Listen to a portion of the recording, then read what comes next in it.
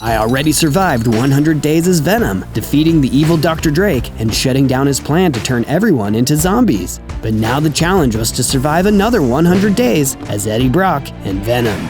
On day 101, Eddie was called by his boss to travel to another city nearby to cover a story about a killer on the loose. Sounds creepy. We should go. We told Anne, and she wanted to come with us. No, Anne. It'll be too dangerous. I'm coming. She stared Eddie down, but he just stared her down right back. Finally, he threw his hands into the air. Fine. She jumped up and down for joy, then gave Eddie a kiss on the cheek. His face got all red. What's wrong with your face, Eddie? Nothing. We gathered some supplies. Eddie grabbed his camera, Anne grabbed some flares, and I grabbed some chocolate before heading out.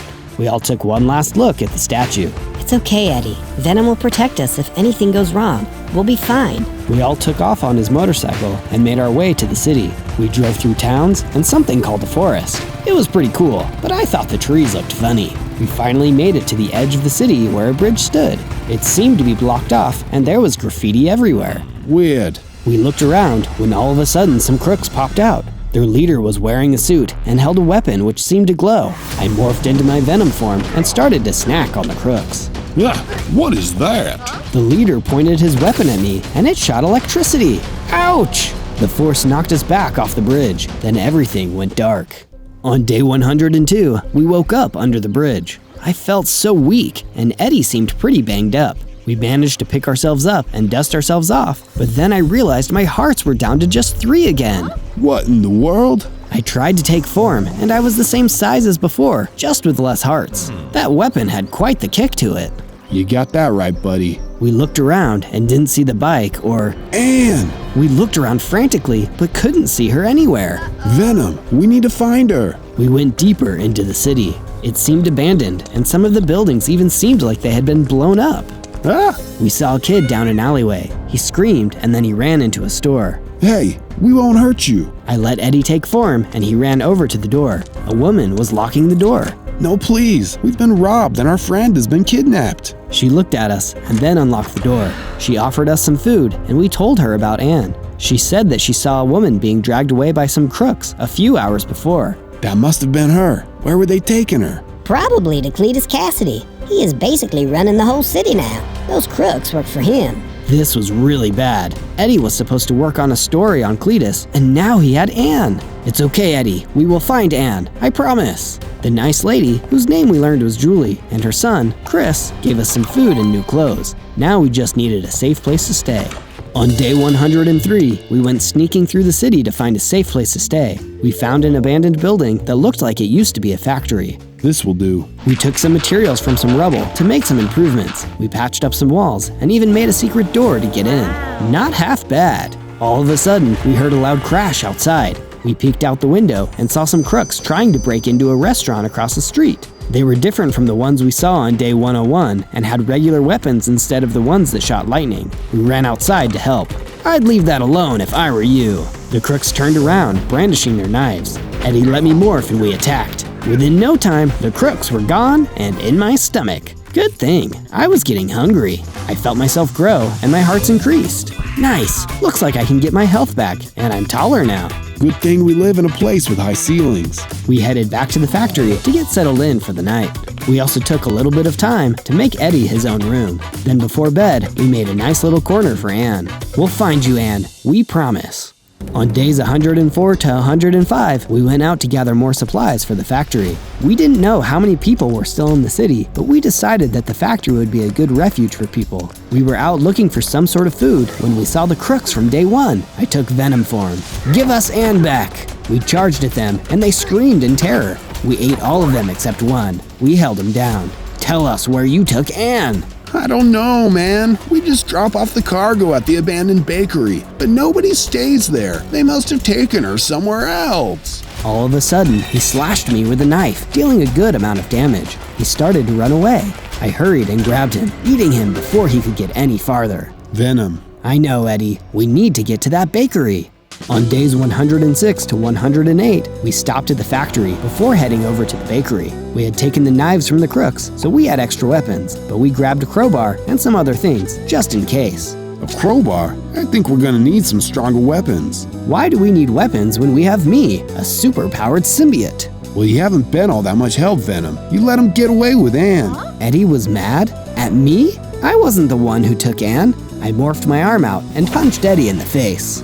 Ouch! What was that for? Stop being silly, Eddie. We will find Anne, so stop feeling sorry for yourself. Eddie rubbed at his now black eye. He seemed really angry, but then he sighed and nodded. You're right. Let's go kick some booty.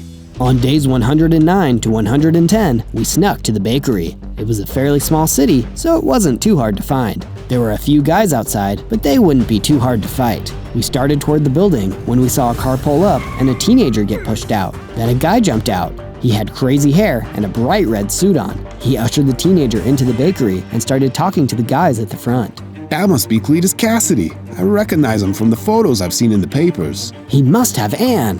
I took form and charged at him. He looked startled, but then his crooks started attacking me. I managed to dodge most of their attacks pretty well, which made the crooks nervous. I dealt with the crooks and went to corner Cletus. I saw the teen run out from the building, but then Cletus pulled out a sword and slashed at me. Ouch! It actually hurt, and I took some damage. Part of my form detached as Cletus kept slashing at me. Venom, he's hurting you. We need to go. We ran away, part of my form still wiggling away on the pavement as we rounded a corner. I needed time to heal. I let Eddie take form. Hey, We saw the teenager from the car come down the opposite alleyway. Thanks for distracting them. I was able to get away. for sure, kid. What's your name? Zach, my whole family is gone. Can I stay with you? We led him back to the factory and set up a bed for him to sleep. We didn't find Anne, but we did save a kid. That felt good. On days 111 to 112, we made a nice little room for Zach. He really liked it and offered to help us find food. I've been living on the streets for a few years, and I know what places dump out good food. We'll have a feast in no time. We followed him to some dumpsters, and sure enough, there was lots of leftovers. We even found some chocolate. Why would anyone throw this away? We made some storage bins to put the food in, as well as a small kitchen. It wasn't amazing, but it was good enough for now. Hey, thanks, Zach.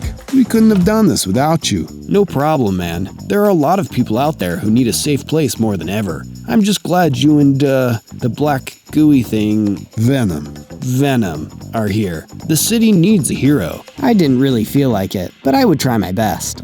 On days 113 to 115, Zach told me a little bit more about Cletus Cassidy. Cletus was sent to jail after committing crimes that killed a bunch of people. He was scheduled to be transferred to a more secure prison, but on the way, there was an accident, and he escaped from the truck. He's been on the loose ever since. So where did all the crooks come from? Cletus has been friends with a mob boss named Derek Nim for years. When Cletus busted out, he went to Nim and they made a deal about taking over the city. Nim gets to proceed with business, and if anyone crosses him, he takes them to Cletus. So why is Cletus in charge and not Nim? People are way more scared of Cletus. Nim is just a suit. Cletus is actually, well, crazy. Makes sense. This all seemed like too much to handle. A mob boss and a murderer? I was way in over my head.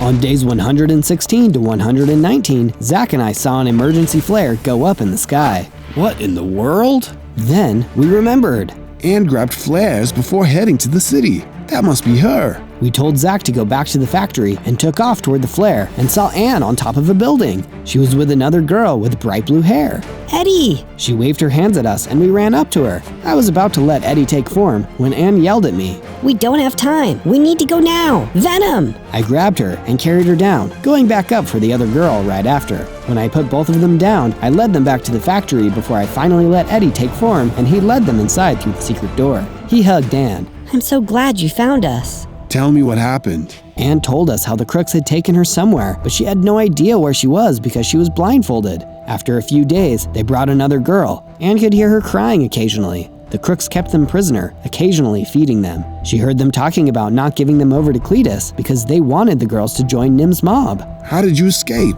The crooks untied us and were about to take us to Nim instead, but I managed to escape with the other girl and grab a flare in the process. We ran to the top of the building, hoping you would see. We looked at the other girl. She still looked scared out of her mind. What's your name? Maggie, are you a monster like Cletus? No, we don't hurt people. Well, Venom eats people, but only the crooks. Maggie looked confused. So the black monster that morphs out of you is not related to the red monster that morphs out of Cletus?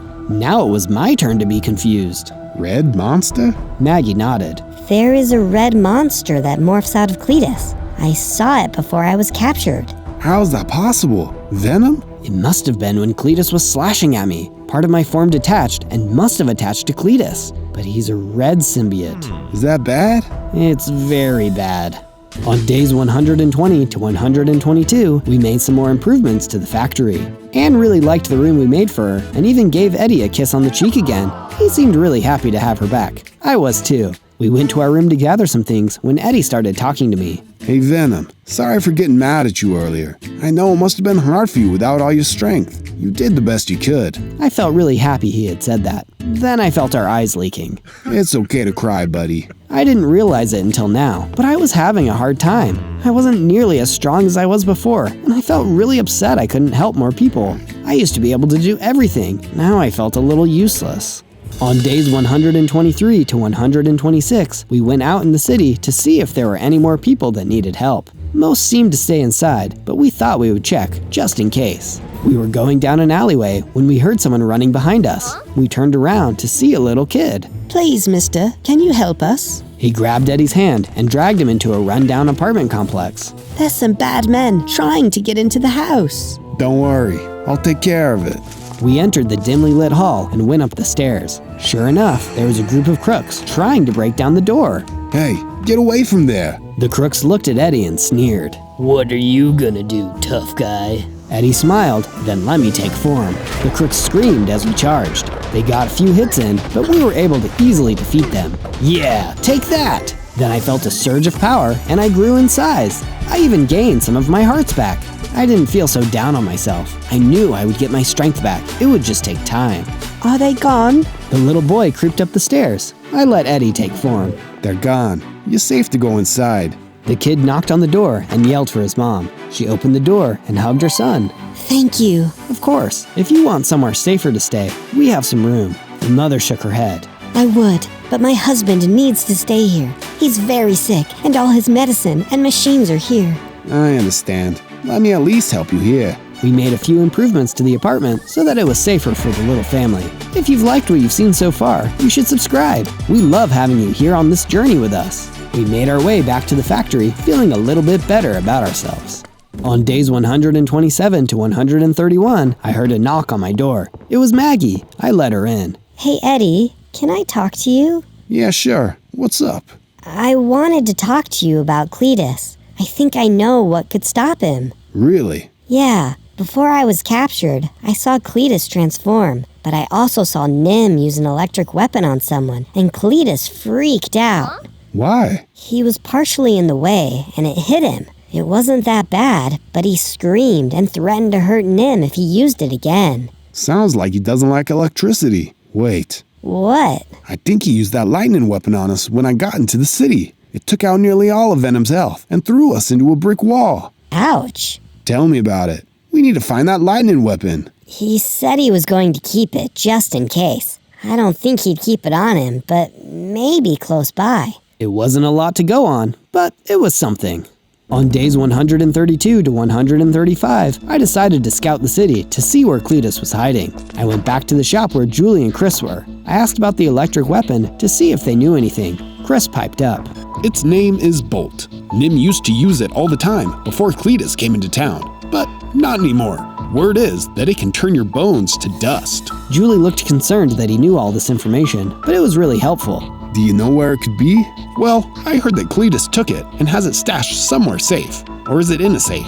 I don't know, but my friend used the word safe. A safe? Interesting, but also a little discouraging. We were in a city after all. There had to be thousands of safes. Then out of nowhere, the door blew off its hinges and a bunch of crooks were waiting outside. Eddie let me take form, and I tried to shield Julie and Chris while they ran back into the room for cover. Well, if it isn't my least favorite symbiote. I looked and saw Cletus, but then almost immediately, he turned into a large red version of, well, me. This is not good, Eddie.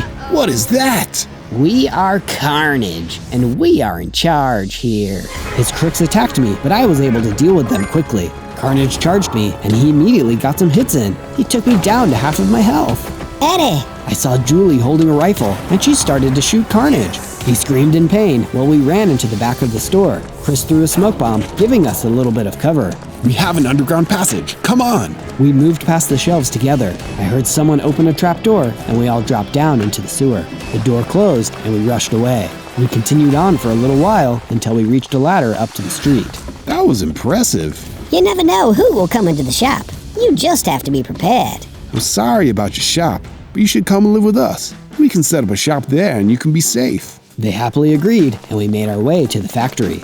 On days 136 to 139, Julie and Chris moved into the factory. We set them up with some nice rooms and then worked on making them a little shop in the downstairs area. It was bigger, but didn't have nearly as much food in it. Zach was nice enough to find some for them, as well as some other things to sell. I know it's not exactly the same, but it's something for now. Then I got an idea. I told Julie and the others about a statue we could build to let people know that there was food and shelter here. We discussed it, and they agreed it was a great idea. We started gathering materials and went to work. Can you guess what it might be?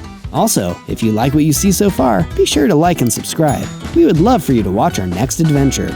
On days 140 to 143, Ann and Eddie chatted for a while about what our next move should be. Well, we need to find the safe that Bolt is hidden in. I wonder how we can find a safe in a big city like this. Someone must have heard something. I should go out and have a look. You mean we? No, you got kidnapped once and I couldn't protect you. Who knows what'll happen if you go out there again? Eddie, I'm not going to live my life in fear because I was kidnapped once. I'm going with you. Have I told you how much I like Ann? Yes, you have. We all gathered some supplies and headed out to go look for a safe. On days 144 to 149, Ann and Eddie snuck around the city to see if we could gather more information on Bolt. We ran into a few people who were trying their best to hide. We invited some of them back to the base for safety. Some agreed, but some wanted to stay where they were. However, nobody seemed to know anything about the lightning weapon. This is getting to be a little hopeless. Somebody has to know something. Then, out of nowhere, a group of crooks came around the corner. We hid and listened to them talking. Yeah, but the boss doesn't have Bolt anymore, remember? Yeah, sure. The big boss man Cletus took it. I saw him go into the central tower with a big briefcase. The entire building is abandoned, except the top floor. That's where his safe house is. This was great information. Good thing I didn't eat those guys. We need to head to that tower. I nodded and we headed in that direction. We did our best to sneak past all the crooks on the way and managed to make it to the tower. It was a lot bigger than I had imagined. We should scale the side. You sure you want Venom to do that? Yes, it'll be the fastest. I morphed and then grabbed Ann as we scaled the side of the building. It was a long way up, but Ann didn't seem to mind. I managed to break through a window near the top and we all climbed through. I don't see anybody. Do you? Nope. We snuck around and sure enough, it seemed deserted. We entered a large room and saw a few crooks beating up a guy in the corner. Hey, you leave him alone! We charged and smacked the guys left and right. They didn't have any special weapons on them, so it was really easy to defeat them. Thank you. The guy that was beaten up didn't look so good, and rushed over to him. We should get you some help. No, I'm fine. The guy tried to stand up on his own, but he immediately fell over. Yeah, sure you are. We escorted him to the hole we climbed in from, and helped him get on my back, and I carried him down to the street. I climbed up to carry Ann down as well, and we helped him get back to the factory with us. Once we were safe back at the factory, we checked on his wounds and got to planning out a room for him to stay in. I hope you'll be okay. I'm sure he will. I wonder why the building was basically empty though. Those crooks said that was Cletus's hiding spot. It was. Oh. The guy groaned. I've been sleeping behind the dumpster near the tower. I saw them all moving stuff out, so I figured it was safer than the street. Apparently not. We wanted to get him to rest as soon as possible. On days 150 to 153, we built a room for the guy. We knew he would be recovering for a while, so we wanted him to be as comfortable as possible. I'm Travis, by the way. We are Venom. I guess Cletus is like us, but he is not necessarily a nice symbiote. Yeah, I've seen him. He's pretty freaky and strong. We'll get him, Travis. We have a plan. You do? Sort of. If the bolt wasn't in the tower, then it must be in a safe somewhere in the city. We got some information from a friend. A safe? Yeah, it's not a lot, but it's something. Well, best of luck to you, my friend. I'm in no condition to help with that, but I am happy to help around here. Everyone was put to work. Zach gathered the food, Travis worked on food prep, and Julie and Chris worked on stocking the store. Maggie and Ann welcomed new people in and set up areas for them to stay. It felt good to help. On days 154 to 157, we woke up Maggie pounding on our door. Come quick, Eddie. We followed her and we found everyone gathered around Zach. He didn't look too good. Zach, what happened? I went to gather some food this morning, but some other guys beat me up to get to it first. I guess one of them had a knife. Sure enough, Zach had a bad cut on his leg. This needs stronger medicine than we have right now. We'll go find some. There's a pharmacy in the abandoned grocery store about a mile away. I have a friend who crashes there sometimes. He might be able to help out, unless he got kicked out. We'll go look, buddy. You sit tight for now. Eddie and I snuck over to the grocery store, on the lookout for anything suspicious. We entered the front door and the lights flickered. This is creepy. You are probably one of the creepiest things I've ever seen in my life, and you think a couple of lights flickering is creepy? Don't judge me. We continued back toward the pharmacy. The lights continued to flicker and there was food all over the ground. What a mess. We made it back to the pharmacy, but it looked like it was locked. Go on, pick the lock. I reached out to try, but before I could, the door swung open, revealing a hobo. What you doing here? Zach sent us. He got attacked by a couple of guys and has a pretty nasty cut. He needs medicine. The guy nodded and closed the door. After a minute, he brought out some medicine and gauze. This should work. Tell Zach to take care. We offered to let him stay at the factory, but he said he was happy where he was. We made our way back to Zach with the medicine. Thanks, guys. I appreciate it. Of course. We can't have you risking your life for all of us to get food. Tell us where to go, and we can go instead. He reluctantly agreed, and we went out to gather some more food for our friends. On days 158 to 162, we worked to gather some food nearby and even invited a few more people back to the base. It looks like we need to expand. We worked on making some improvements and also worked on the statue for a little while. It was starting to come together. Hopefully, we could let everyone in the city know that they weren't alone. It was looking pretty good when all of a sudden we heard a loud bang. We hurried and ran down to the factory to see that it was on fire. Oh no! Eddie and I ran in and tried to gather all of our friends. They seemed fine, all except for Maggie. She coughed violently. Eddie, you need to stop Nim. Don't worry about that now, Maggie. We need to get you some help. No, you don't understand. It was Nim that set the fire. I saw him outside the window, and I tried to grab him, but he threw the explosive device in my room. I couldn't stop the fire. She coughed again. She held out her hand. There was a key inside. I grabbed this from around his neck in the struggle. It might help you beat Cletus. She coughed again and then slumped over. She's gone. We all mourned our friend as the factory burned up around us. Eddie looked at the key. There seemed to be an address on it. Venom. I morphed and bared my teeth. We are Venom, and we are going to avenge our friend. On days 163 to 166, I ran full speed to the address on the key. There was nothing, just a construction site. This can't be right, there's nothing here. We punched a building nearby and everything trembled. Then we saw a piece of rubble fall off the building. It looked like it was going to fall on a stack of crates, but then it disappeared. What in the world? We inched forward to the crates and saw a hole leading into the ground. This must be it. We started climbing down the ladder into a dark area. There was a light up ahead in the tunnel. We slowly crept toward it and realized that it was a subway station. There was an abandoned subway car sitting among some beams. What did I tell you, Nim? Stay away from the symbiote. I was going to take care of him myself. We saw Cletus in front of the car. He continued yelling. Seems like Nim's plan wasn't approved by Cletus. I don't care. Cletus is involved, so he is just as guilty of hurting Maggie as Nim is. I was about to charge forward when Eddie held us back. No, look!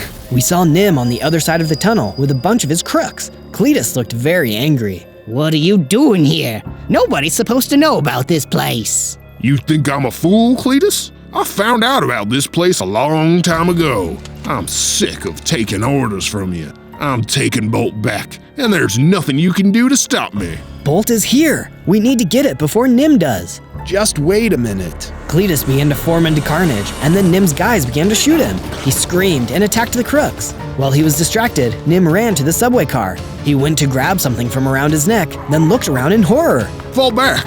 I don't have the key! He ran away, leaving his crooks to get eaten by carnage. Well, that was unexpected. Come on, let's go while he's distracted. We snuck around and went to the other side of the subway car. We took out the key, and sure enough, it opened the subway car. Nice. We snuck inside and looked around. There was a big safe sitting in the car. You don't suppose the key is the same for this, do ya? I wouldn't count on it. We swung around to see Carnage, smiling a big toothy grin at us through the car window. Oh no! We ran outside, and as soon as we did, he charged and we attacked. He projected red spikes and they flew at us. Ouch! He kept shooting. Venom! We're gonna die if we stay. We hurried and ran out of the subway car, carnage chasing us. We ran up the darkened tunnel, avoiding the red spikes. The subway opened into a chasm, and we ran across the tracks. Venom! One spike struck us in the back, and we fell into the dark chasm, everything blacking out around us. On days 167 to 170, we woke up in darkness, floating in the water. Eddie had taken form. Jeez, I feel like garbage. How fitting, since we're floating in it. We looked around, and sure enough, we were standing in wrappers and bags and other debris. Yuck.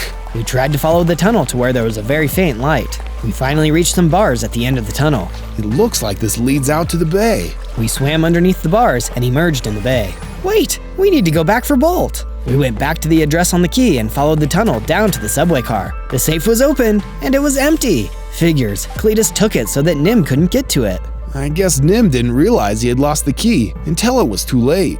Poor planning on his part. You got that right, buddy. On days 171 to 174, we made our way back to the factory, or what was left of it. When we got back though, we were surprised to see it all cleaned up and fixed. Eddie! Anne ran towards us and gave us a big hug. We've been working to fix the base and make some improvements. Do you like it? We looked around and it was amazing. She had even made a dining area and gotten some other decorations to make it more homey. Wow, you really outdid yourself, Anne. She looked really proud of herself, which she should. She took us to a couple of things that needed lifting and moving that she couldn't do herself. But besides that, it was perfect. Everyone else seemed really happy with how it turned out. We missed you, Eddie. Did you find Nim? Yeah, but he got away. His plan was to steal the lightning weapon, but Maggie foiled that. She's a hero. Zach nodded in agreement. So what's the plan now? I'm not sure. On days 175 to 178, we planted a garden in the back of the factory since everything was getting a bit too gray and red. We even made a basketball court so people could play and exercise. I went out to gather some more food since Zach was still not feeling well, and I saw some crooks outside. That looks suspicious. They were holding weapons and guarding some sort of restaurant. Let's go check it out. I morphed and we charged the crooks. They shot, but we dodged them all. Before the crooks knew it, they were defeated, and I had a full belly. Yum. We crept into the restaurant to see Nim trying to grab some people from the back. No, you don't. We charged, and he started to shoot at us. This is for Maggie. He grazed us with a couple of bullets, but we didn't stand down. He seemed scared and tried to run into the kitchen. He let go of the people, and they ran the other way. Coward! We smashed into the kitchen doors, throwing Nim back onto the floor. Let me go. I've done nothing wrong. That's a lie if I ever did hear one. We swallowed him in one big gulp. At least we don't have to worry about him anymore. Then all of a sudden, I felt my form start to surge with power, and I got bigger. I even gained the rest of my hearts back. Finally! Then my stomach started to rumble really loud. Venom? What is that? I don't know. Then I let out a huge belch, and something flew out of my mouth. Ah, gross, Venom. I couldn't help it. I looked at the item I had burped out, and it looked like a key card with a symbol on it. This might be important. I don't recognize the symbol. Maybe someone at the factory will. On days 179 to 184, we went back to the factory with the key card. We showed it to a bunch of people, but nobody seemed to know what it was. Wait, let me look at it again. Travis looked at the key card closer. The ink is faded, but it looks familiar. What is it? There's a hospital on the north side of the city that has a symbol on the outside like this. That must be where it goes to. A hospital? I don't even want to know what Cletus is doing in a hospital. Same. Travis shuddered. But the keycard won't work anyway. What? Why do you say that? Part of the security strip is gone. It won't work unless you have that. It must have rubbed off when it was in my stomach. What? Travis handed us the card back and wiped his hands on his shirt. Gross, my dude. But hey, I know someone who worked in the hospital. She could hook you up. On days 185 to 189, we went to the apartment that Travis told us about. We knocked on the door. A woman with glasses peeked her head out. What do you want? Are you Kai? Who is asking? We're a friend of Travis. He told us you worked at the hospital. Yeah, but Cletus and his goons kicked us all out a few days ago and made us move to the hospital on the southern side of the city. He made us all give up our key cards. My heart sank. But I kept a spare one, just in case. She closed the door and then came back a minute later with a key card. It was intact. If anyone asks, I didn't give it to you. Of course. Thank you. She nodded and closed the door. This was the big break we were looking for. We hurried back to the factory, a spring in our step. On days 190 to 194, we told everyone about the hospital, and they all agreed to help out to make sure the factory was ready, just in case there was an ambush again. We all gathered more people off the street and made them places to stay. While out, I made sure to fight off as many crooks as possible. I gathered food for later and even managed to find some chocolate in a nearby dumpster. Gross, Venom. You can't eat dumpster chocolate. Eddie, I literally eat people, and you think that dumpster chocolate is gross? Your priorities are not in the right order. Ah, shut it. I morphed out of him and slugged him in the shoulder, softly. Sure. Punch the guy who takes care of you. I patted him on the head instead. I think I preferred the punch. On days 195 to 197, we finished the statue. We stopped to look at it on the roof of the factory.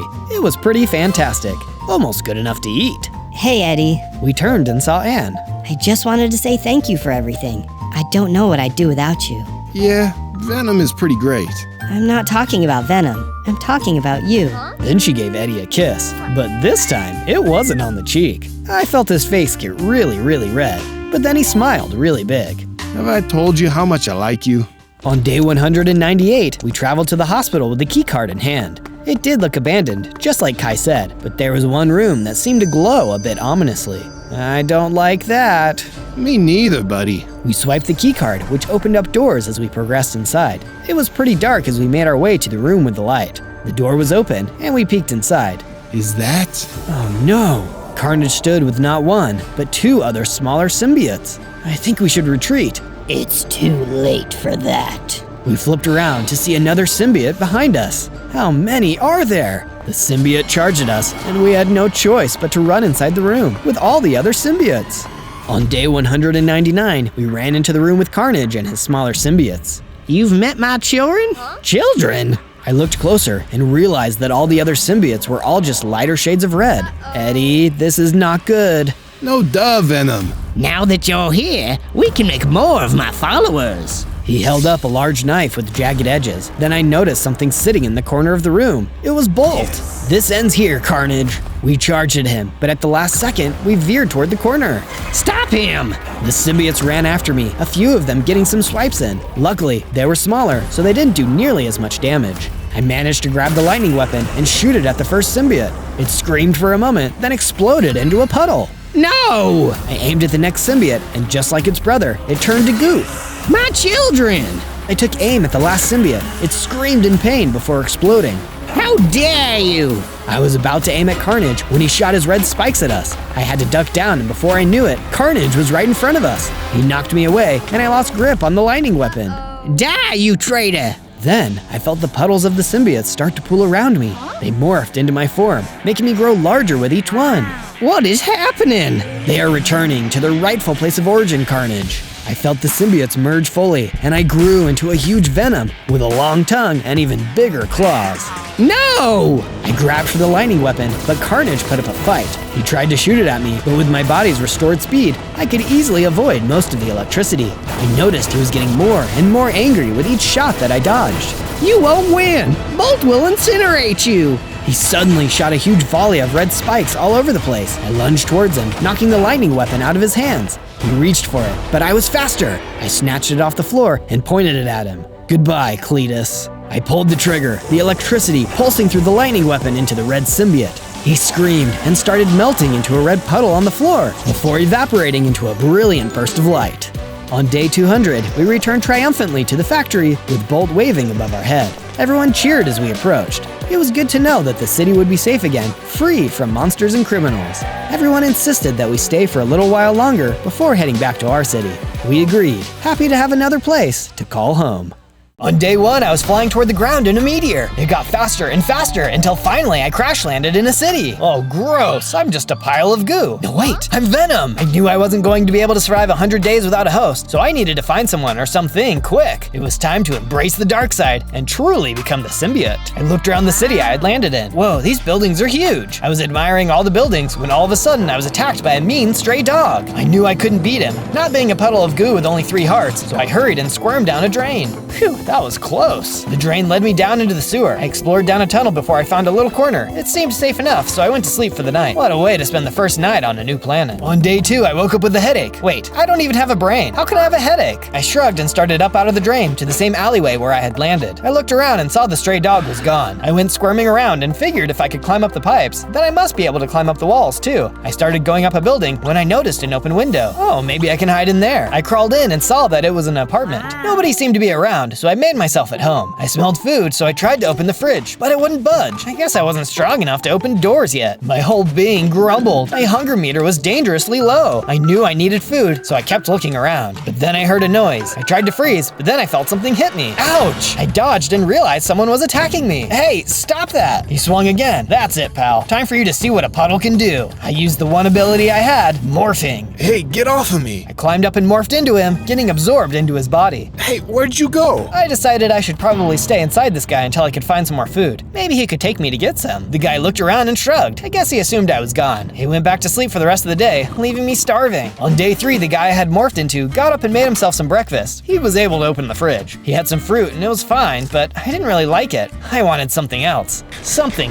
meatier. He went downstairs and he got onto his motorcycle. Even morphed inside of him, it was really loud. Maybe he would take me to get some better food though. We went to the park with some benches and a pond, and he threw bread at some ducks. I couldn't handle it anymore. I was so hungry at this point, I decided to tell him what I needed. Brains! He panicked, not knowing it was me talking. I need brains! Stop it, Eddie. You're not hallucinating. You don't have time for this. Okay, so it seems like this guy's name was Eddie. Perfect. Of course we had time for it. I was hungry. Eddie, I need brains now! I started to wiggle, which made Eddie move. Maybe I could control him. Hey, what's going on? Help! A police officer was nearby and he came running towards us. Oh no, I didn't want him to hurt us, but maybe if I could have his brain. The man got to us and I used Eddie to smack him. I'm so sorry. I don't know what's happening. The police officer started yelling for backup. No, we gotta go. No, we need brains! Eddie started to run away. I wasn't strong enough yet, so I couldn't make him stop. What are you doing? I'm starving! Yeah, well, we don't eat brains. Oh, I'm talking to myself. We got back to Eddie's apartment where he soon fell asleep. I would have to try something else tomorrow. On days 4 to 5, I woke Eddie up. Come on, it's time to eat! I tried with all my strength to get him up and somehow managed to get his legs moving a little bit. What in the world? Eddie, stop resisting me! I need food and you need to get it for me. Whoa, wait, you're not just in my head? No, I'm Venom, or as you remember, the little black puddle you tried to beat with a newspaper. He started to go toward the fridge. I want brains, no more fruit. I told you I don't eat brains. But I do. I started to get really angry. My hunger meter was so low, I was on the brink of dying, and Eddie didn't even care. I needed to get food, and fast. I reached out using all of my strength and manifested my true form. We are Venom, and we are getting some food. And with that, I jumped through the window. On days 6 through 8, I fell down into the alleyway near the stray dog I saw earlier. Maybe I could eat his brain. He saw us and ran away though. No brains. Eddie was talking to me, but I was in control of our body now. I'm going to die if I don't get some food soon. Don't you care about me, Eddie? I don't even know you. I started down the alleyway, keeping an eye out for anything that looked tasty. Like I said, I am Venom, or now we are Venom. I need a host in order to thrive, and you are perfect, Eddie. Well, not perfect, but we are a good match. I ran up the side of the building and onto the rooftop. It looked like even as Eddie, I still had my same power. I ran across some buildings and up some taller ones. Eventually, we got to the edge of the water. All of a sudden, I saw what looked like a guy attacking a woman. She screamed out for help. Without thinking, I charged forward and grabbed the man. Then I realized he wasn't a man. He was a... Oh, it's a zombie. I didn't know what a zombie was doing in the city, but it looked tasty. I defeated him and quickly ate some of the meat he left behind. Gross, Venom. That was a zombie. Yes, he tasted interesting. I realized that the woman was standing there, staring at us. We are Venom! Are you okay? She nodded. Yes. Was that really a zombie? Yes it was. He probably would have eaten my brain if you hadn't come along. Zombies eat brains too? We might be friends. The woman started to tremble. She looked really scared. You're scaring her, Venom. But not your brain. You are nice to us. She nodded again. Venom, let me talk to her. I let Eddie take control, and he walked up to the girl. I'm Eddie Brock. I'm a reporter. Did you see where that zombie came from? She pointed down the alleyway towards an abandoned building. I was walking down the street when I saw the guy outside. I started walking faster, but then he followed me down the alleyway. Do you think there are more of them? I don't know, but we will find out. Eddie started to walk us toward the building when the woman called out from behind us. Wait, I'm Ann. If you need help, call me. She gave us her number. I like her. Shut up. Excuse me? No, sorry, not you. Oh, okay. She walked quickly down the alleyway and out of sight. I like her. So you said. Well, I guess I'm stuck with you. Want to go see what's up? Oh yes, as long as I get to eat. On days 9 to 10, Eddie started to sneak toward the abandoned building. Hey, I want to come out. Venom, you're great and all, but but you're kinda big.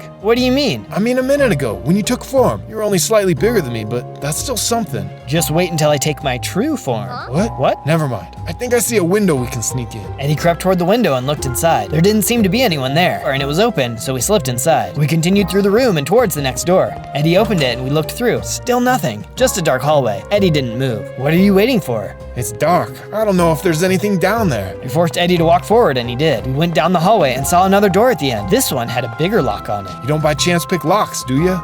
I can try. It turns out I had a special ability that would allow me to reach into door locks and trigger the mechanism, even without a key. The door was now unlocked. On days 11 to 12, Eddie opened the door and we immediately had to hide. There were a bunch of scientists around what looked like big tanks full of green liquid. Eddie ducked behind one, fast. Phew, I hope nobody saw us. What is this green stuff? I have no idea. Eddie peeked over the tank. The scientists were listening as one scientist spoke. The scientist speaking had spiky red hair and looked like he was in charge. I'm gonna try and get closer so that I can hear him. Eddie snuck us toward another tank, one nearly behind the spiky-haired scientist. And we couldn't have done this without all of your help. Now that the machine is fully functional, we can do what we intended. Start the zombie apocalypse. What? What are you doing, Eddie? They are going to find us. Eddie peeked over the tank again. The scientists were looking around, trying to find the source of the noise. You sure did it now, Eddie. Come on, we gotta get out of here. We looked up to see the lead scientist pointing a weapon at us. I could tell that Eddie was scared, so I started to take form. But then, the scientist fired the weapon and we blacked out. On days 13 to 15, Eddie and I woke up, strapped down on a table. Hey, let me out. We looked around the room. There were cages, weird instruments, and glass windows looking in on us. Well, what are we gonna do, Venom?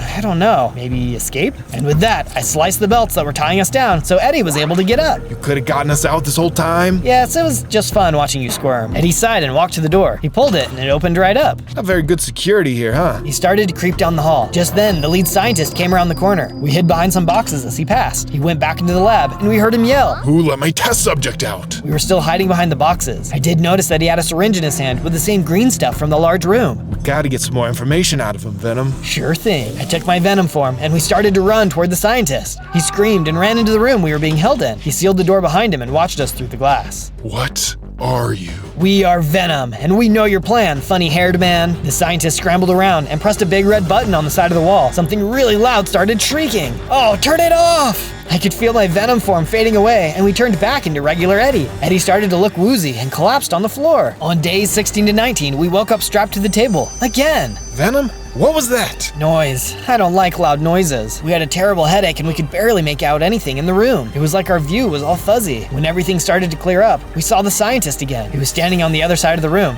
looking at us through the glass. Extraordinary. I tried to cut the straps, but the scientist held up a device. If you change again, I'll turn on the alarm, and I'd rather keep you in one piece for now. I let Eddie take control. Who are you? Dr. Drake.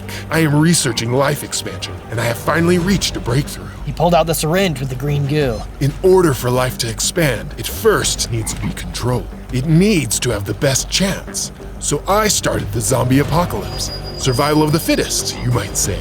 Only the strongest should remain. Otherwise, the Earth's resources will be used up by the weak, and it's irreversible, so no chance of stopping me. He put the syringe away. He stepped up to a board and pressed some buttons. A huge device lowered down and looked like it was going to envelop us. What is that? Don't you worry, it will only hurt a little. My first test subject worked well, but apparently he was eaten? His tracker gave off information that it was swallowed. Sorry. But no matter, you're exactly what I need. I already have 4 attacks planned, but you are a welcome surprise. With you and the bombs, this city will be cleaned up in no time. The device lowered and was getting even closer to us. I don't like this, Eddie. Me neither. The device started to get closer, and then I noticed something about it. There was a tube running really close to our hand. Maybe that could stop the machine. Hit it, Venom. I morphed out of Eddie's hand and pulled the tube. The whole device collapsed and smoke went up everywhere. Run! I took my Venom form and we were able to break the glass. I knocked over the scientist. He dropped his syringe and the small alarm device in the struggle. Pick those up. Okay, I grabbed them and we ran down the hallway. On days 20 to 22, we escaped. Barely. We ran down several hallways and finally broke through a window to get out. Wow, that was amazing.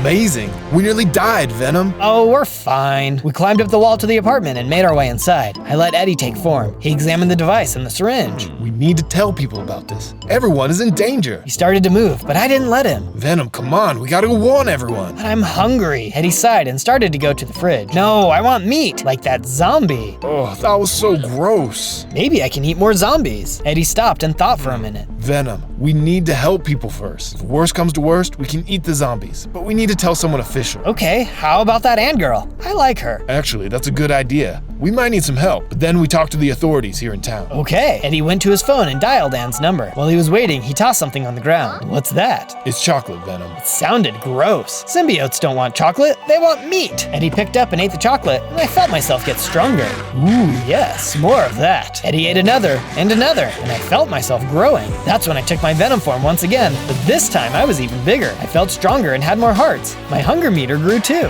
Hello? I forgot that Ann was on the phone. Hello, this is Venom. Meet us at the small messy place where we sleep. On days 23 to 26, we decided to make some upgrades to the apartment. I was helping build a secret door when Ann knocked on the door. I opened it up. Hello? Nobody was there. Wrong door, buddy. Oh, right. I went to the front door and there was Ann. I let Eddie take form. Hey, Ann, come in. He talked for a minute about boring things, and then I said something. Eddie, tell her about the zombies and all the ones I'm going to eat. Right, yes. Eddie told Ann about all the stuff we saw at the lab. He also told her about the safe house we were building. This is all great, Eddie. And Venom. I like her. Stop it. What? Nothing. You were saying? We need to go to the police. They can help us. We nodded and we went with Ann down to the police station. We told them about Dr. Drake and his plan to unleash the zombie apocalypse. They laughed and told us to go home, so we made our way back to the apartment. Rude. What about your boss, Eddie? You're a reporter. Maybe he will print a story about it. Eddie nodded his head and called his boss. He told him about the zombies and how everyone needed to be warned. Eddie, you really expect me to believe that? It's the truth. Look, I can't keep dealing with you and your crazy stories. You're fired, Eddie. Eddie sunk into the couch and sighed. Oh, I know what will cheer you up. Let's eat some chocolate. Eddie only sighed. On days 27 to 31, Ann offered to help us build our safe house. We gathered more brick and stone from abandoned buildings and made the secret safe house look just like the rest of the building. We found some extra beds and other furniture too. This looks great, Eddie. What about me? And Venom, too. I was really proud of our work. It was small, but maybe we could upgrade it in the future. Hey, Venom, we should build something else. Something that will let people know that this is a safe place to come when things get difficult. Eddie and I agreed that we want to build a statue of you. I was a little shocked. Eddie let me take form. Me? Why? Well, you saved my life.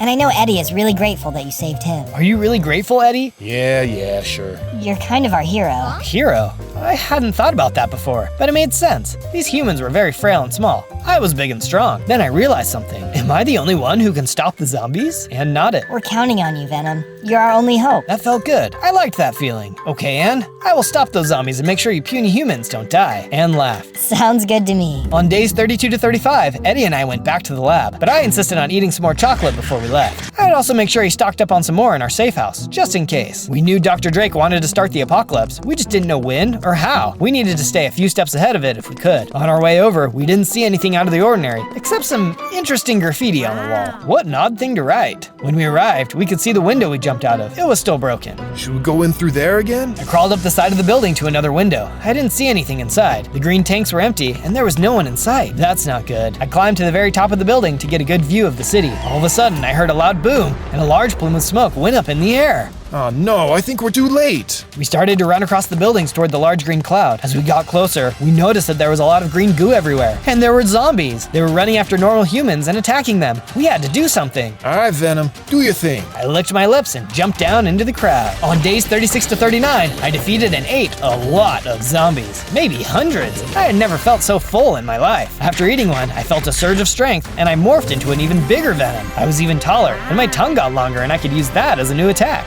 I realized I couldn't keep eating because I was getting too full. So I started to fence off one city block so the zombies wouldn't get out. The humans were safe and I basically had an endless supply of food. Venom, we should go check on Ann, see if she's okay. Good idea, Annie. I like her. Me too, buddy. Me too. We made our way back to the apartment to check on Ann. I let Eddie take his human form since I was getting a little bit big for the ceilings. Ann? We looked around and didn't see her anywhere. We checked the safe house. Maybe she went to get more chocolate. Venom, we have enough chocolate to last you a lifetime. Not possible. She wasn't in the safe house either. Where would she have gone? But then we heard another boom, and there was an explosion just down the street. Eddie looked out the window. It was more green smoke. Oh no! It was time for me to take my Venom form again, and we went racing outside to go help. On days 40 to 43, we found the explosion site. There was green goo everywhere, and people were turning into zombies again. We need to start fencing them in, just like the others. We started to take materials from the destroyed buildings and build a wall around the infected. Eventually, we got all of them inside. Eddie, there's Ann! I pointed to the top of a building nearby. She was looking around frantically. Ann, We raced up the side of the building and grabbed her. We ran her all the way back to the apartment building before letting her go. I let Eddie take form. What were you doing outside? I have some friends who live nearby, and I was in their building when I heard the explosion. I went to the roof of the building, hoping it would be a safe place. My friends went downstairs. I don't think they made it. I'm so sorry, Anne, but I'm glad you're safe. We are glad you're safe. Just please, don't go outside again. She nodded, but she looked pretty sad. Hey, Venom will take care of us, okay? I let my true Venom form come out. Of course I will. Who do you think I am? That made Anne laugh, and she tried to embrace me. What a funny human. Thank you.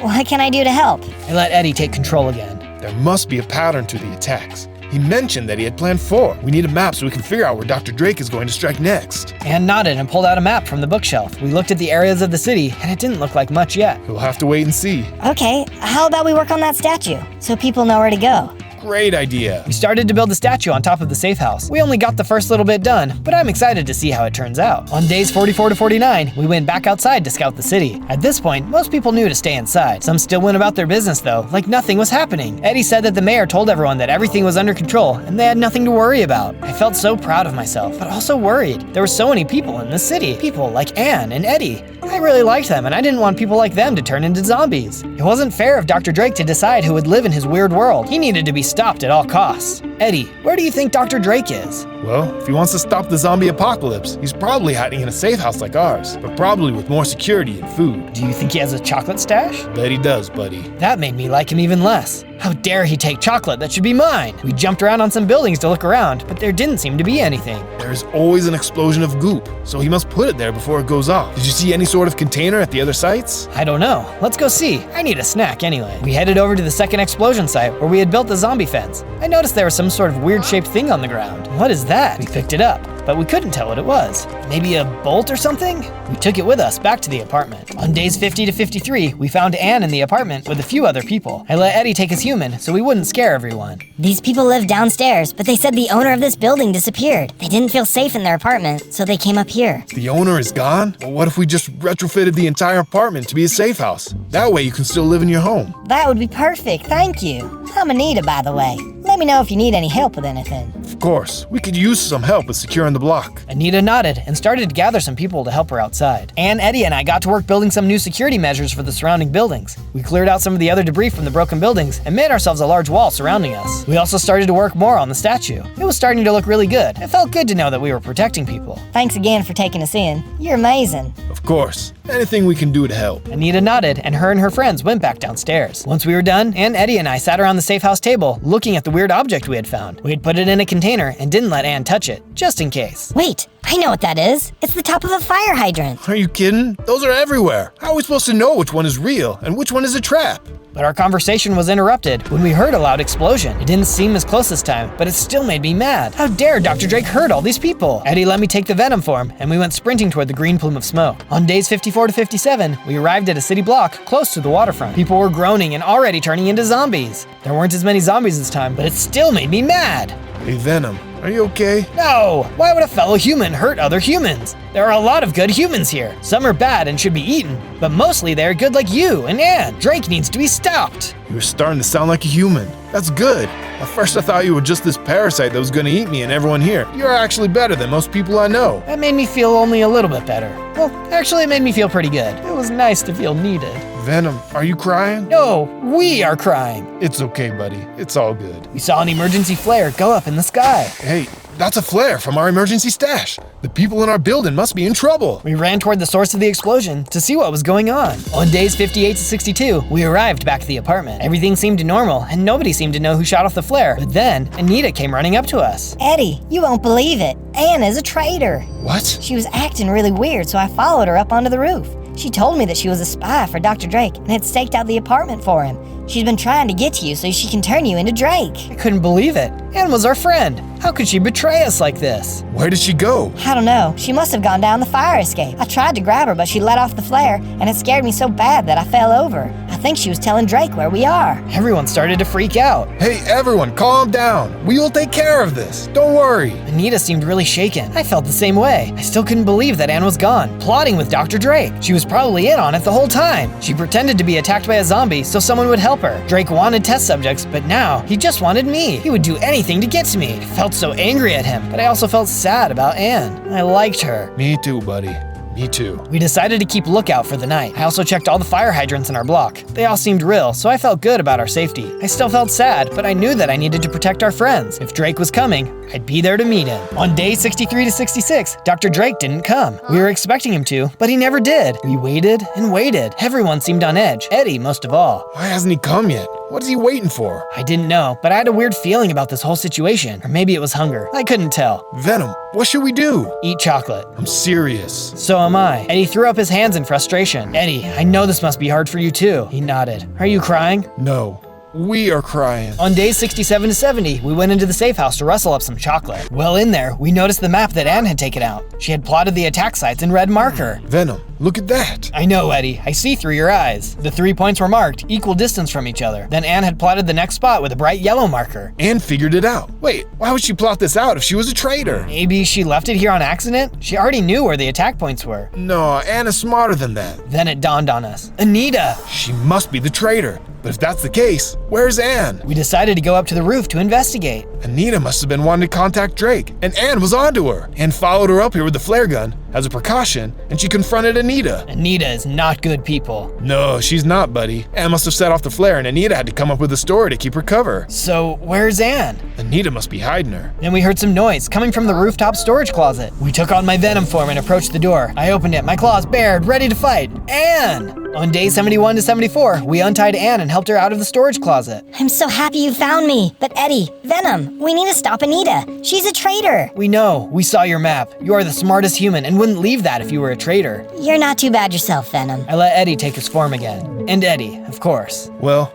we are Venom, so I just assume everything good you have to say applies to me too. Well, I'm glad you found me. Anita was on the phone with Drake when I grabbed her. I managed to get her phone and throw it off the building before shooting the flare gun. Well, nothing has happened, so Anita must not have contacted Drake yet. We need to make sure she doesn't. Otherwise, lots of people will be in danger. We headed downstairs to Anita's apartment. When she opened the door, she looked terrified. Anita, we need to talk to you. She tried to run inside and shut the door, but Eddie let the Venom form come out and we rushed inside. Anita, you hurt Anne! I didn't have a choice. Drake has my family. Wait, what? Drake somehow found where you lived, and he knew I lived in the same building, so he's been using me to get information about the safe house. And you. What have you told him? Nothing. Anne threw my phone off the building before I had a chance to say anything. I couldn't get a new one because the city is basically on lockdown. Please, he probably thinks I've betrayed him. He has my family. She started to cry. Eddie wanted to take his human form again, but I wanted to talk to her some more. We will get your family back, Anita. They are important to you, so they are important to us. I patted her on the back. Do you know where he keeps his chocolate? What? Sorry, do you know where his safe house is?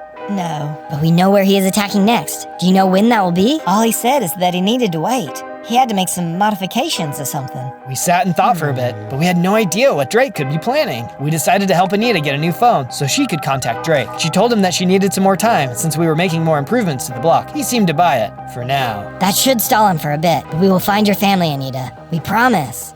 On day 75 to 78, Anita apologized to Anne and they started working together again. Anita helped us to finish the statue as well. We thought it looked pretty awesome and hoped that it would be a beacon of hope for people. We also crafted some weapons and gear for the people in the block. We had no idea what was coming, but we wanted to be prepared. Everyone seemed a little happier and hopeful. We welcomed more people into our safe perimeter, and they even gave me chocolate as a gift. Wow, we will never run out of chocolate! We also went around the city to check on the zombie corrals, where they are fenced in. People need to be able to get to their homes and shops. We got to work making a large zombie pen on a small island just by a pier. We slowly started transporting the zombies over there. We also cleaned up the goo and helped the people living nearby. It was good to be a hero. On day 79 to 84, we scouted the block where the next explosion should be. We checked all the fire hydrants and they all seemed normal. Weird. Maybe he hasn't put it in here yet. We took shelter on a nearby roof and staked out the block. A lot of time passed and nothing happened. What in the world? I was starting to get suspicious. We knew where he was going to be. Why wasn't he here? It didn't make sense. Wait, Anita said he was making modifications. What if it's not a fire hydrant?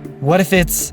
I saw it. I hurried and ran down the building toward the car. It was green, just like the goo.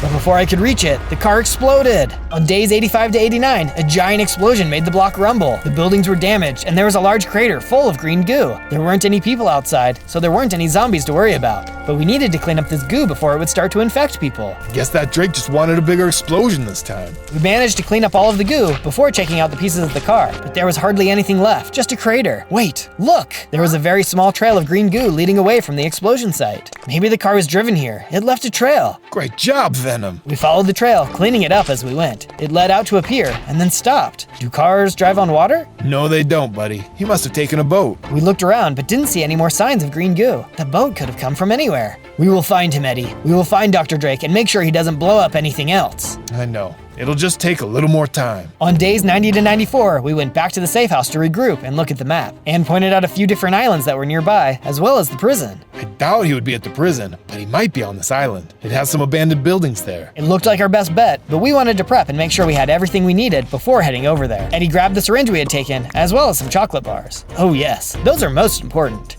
We also helped people find apartments to stay in. I let Eddie take his human form to talk to everyone. Thank you for all your support and help. We think we have found where Dr. Drake is staying, and we're going to make sure all of this ends soon. We will restore the city and make sure nothing like this happens again. People clapped and cheered. Then one called out my name. Venom, you're our hero, Venom! And the crowd started chanting my name. Eddie let me take my Venom form, and the crowd cheered even louder. We are Venom! On days 95 to 97, we said goodbye to Anne. Are you sure you'll be okay? Do you want me to come with you? We'll be fine, but we can't risk anyone else coming. No one is immune like us. Anne nodded, but she looked sad. Hey, we'll be okay.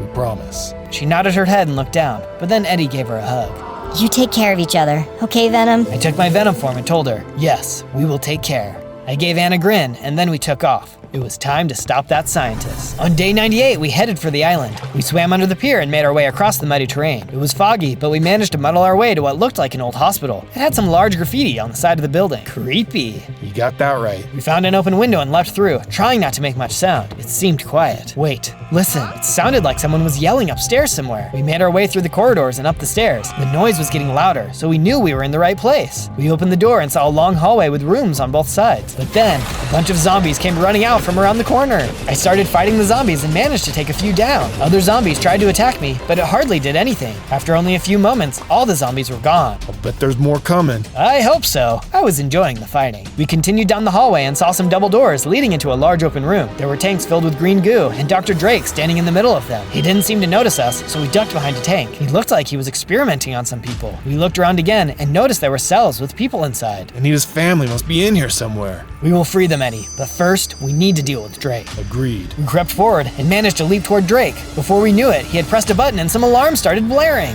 Turn it off! Oh, look who it is. It's Venom, the hero. Dr. Drake turned off the alarm for a moment. I felt so weak, so I let Eddie take his human form. Not so strong without your parasite, are you, Mr. Brock?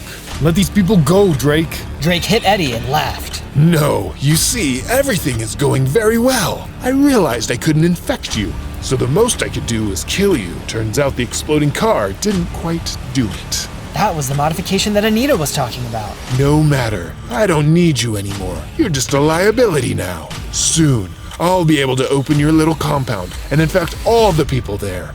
I have someone on the inside. No, you don't. Anita told us everything. She isn't gonna help you. Drake yelled and hit Eddie again. She will, if I tell her that her family is going to die if she doesn't. Drake pointed to some people in a cell nearby. They were trembling and looked so scared. I needed to help them. I thought of Anne, Anita, and especially Eddie. They all needed me, and I couldn't let them down. I mustered all my strength and took my final form. No! I transformed into the biggest possible version of Venom. I was huge, with tons of hearts, and I could feel I was stronger than ever. On day 99, I charged towards Drake, but he had one last trick up his sleeve. He ran back into an emergency pod and sealed the door shut. It started to rumble, and I thought he might have an ejection pod. But to my surprise, the rumbling stopped. I saw now that the door he was sealed behind was only part of a much larger door. The large door slid open, and a gigantic robot walked out, piloted by Dr. Drake. The fight was on. Dr. Drake and I started to fight, and it was a good thing I had gained all those extra hearts because he started to take them away quickly. I was strong, but his robot suit was so powerful, I worried I wouldn't be able to defeat him before he took away all of my life. But then I saw something strange in the room he had come out of, a glowing device of some kind. I couldn't get past him though. The huge robot suit was blocking the only entrance into the room,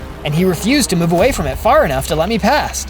But then I had an idea. Your turn, Eddie. I changed my form back to the human, and much smaller Eddie. Eddie knew what to do and ran right under the robot's leg into the room. I saw now that the glowing machine was the source of the robot's power. No, Don't touch that! I turned back into Venom. Sorry, Drake. Looks like your robot suit's time has expired. I broke the machine and heard Dr. Drake scream as his robot suit exploded. I saw the doctor standing in the scraps of his robot suit. I cornered him and then pulled out the syringe that Eddie had stolen from the lab all those days ago. Have a taste of your own medicine, doctor. I plunged the syringe into Drake and he started to scream. He backed up and began to change. His skin turned green as his cries turned into moans. Soon, he was a zombie. But still with that trademark red hair, of course. I licked my lips. Snack time! Soon, I was enjoying another zombie meat treat. Everyone in the cages clapped and cheered me on. We let them out, and I went searching for my well-earned chocolate stash before heading home. On day 100, we made it back to the apartment, safe and sound. Anita reunited with her family, and we saw Anne again. She made us the biggest chocolate cake ever, which was followed by an even bigger hug. Eddie even got his job as a reporter back. We helped clean up the entire city, the green goo tanks, and everything went back to the way it was. Better even. If you want to know what adventure we go on next, don't forget to like and subscribe. Thanks for your support. On day 1, I spawned into the red desert as Diamond Venom, the symbiote with major swag. Whoa, and I've started with 20 hearts? That must be because of my diamond hard skin. Even though I'm a baby Venom, I'm one tough baby. But I didn't get to enjoy all this for long. Before I knew it, a bunch of heavily armored royal guards were running towards me. Yeah, he looks like one of the escapees. We need to get him back into containment before Agent Horace finds out he's here. Escapees? But I didn't escape. I'm Zozo, and I just spawned here. Oh, we've heard that one before, bub. Come with us, you sparkly symbiote. We'll be forced to use extreme, force. I really didn't want to get into a fight straight away, especially over a misunderstanding, so I ran as fast as my little Diamond Venom legs would carry me. Uh-oh, it looks like I might not be fast enough. As I was running, I suddenly noticed that more royal guards had me backed up into a corner. Symbiotes are powerful, but as just a baby and without any weapons, there was no way I could take all these guys on. Can't we just talk this out? I promise I won't misbehave. I think this is a huge misunderstanding. Don't worry, kid. We'll talk it out when we have you back in containment. Come along now. We don't want to hurt you if we don't have to. And with that, the gang of royal guards led me off to who knows where. This isn't turning out to be a very successful first day. On day 2, the royal guards escorted me into what looked like a kind of small secret research lab in the middle of the desert. Welcome to Area 52, son. This is where we keep all the secret things for research and testing, and that includes you. But I don't even know what you guys think I did. That's for us to know, and you to probably never find out. Now get in this cell over here. We'll check your paperwork and deal with you later. They made me go into a cell where a huge, kind of intimidating redstone golem was waiting for me. Oh, shiny. What are you in for, Mac? Honestly, I don't even know. I feel like the right to a fair trial should have been given to us. They can't just lock us away like this.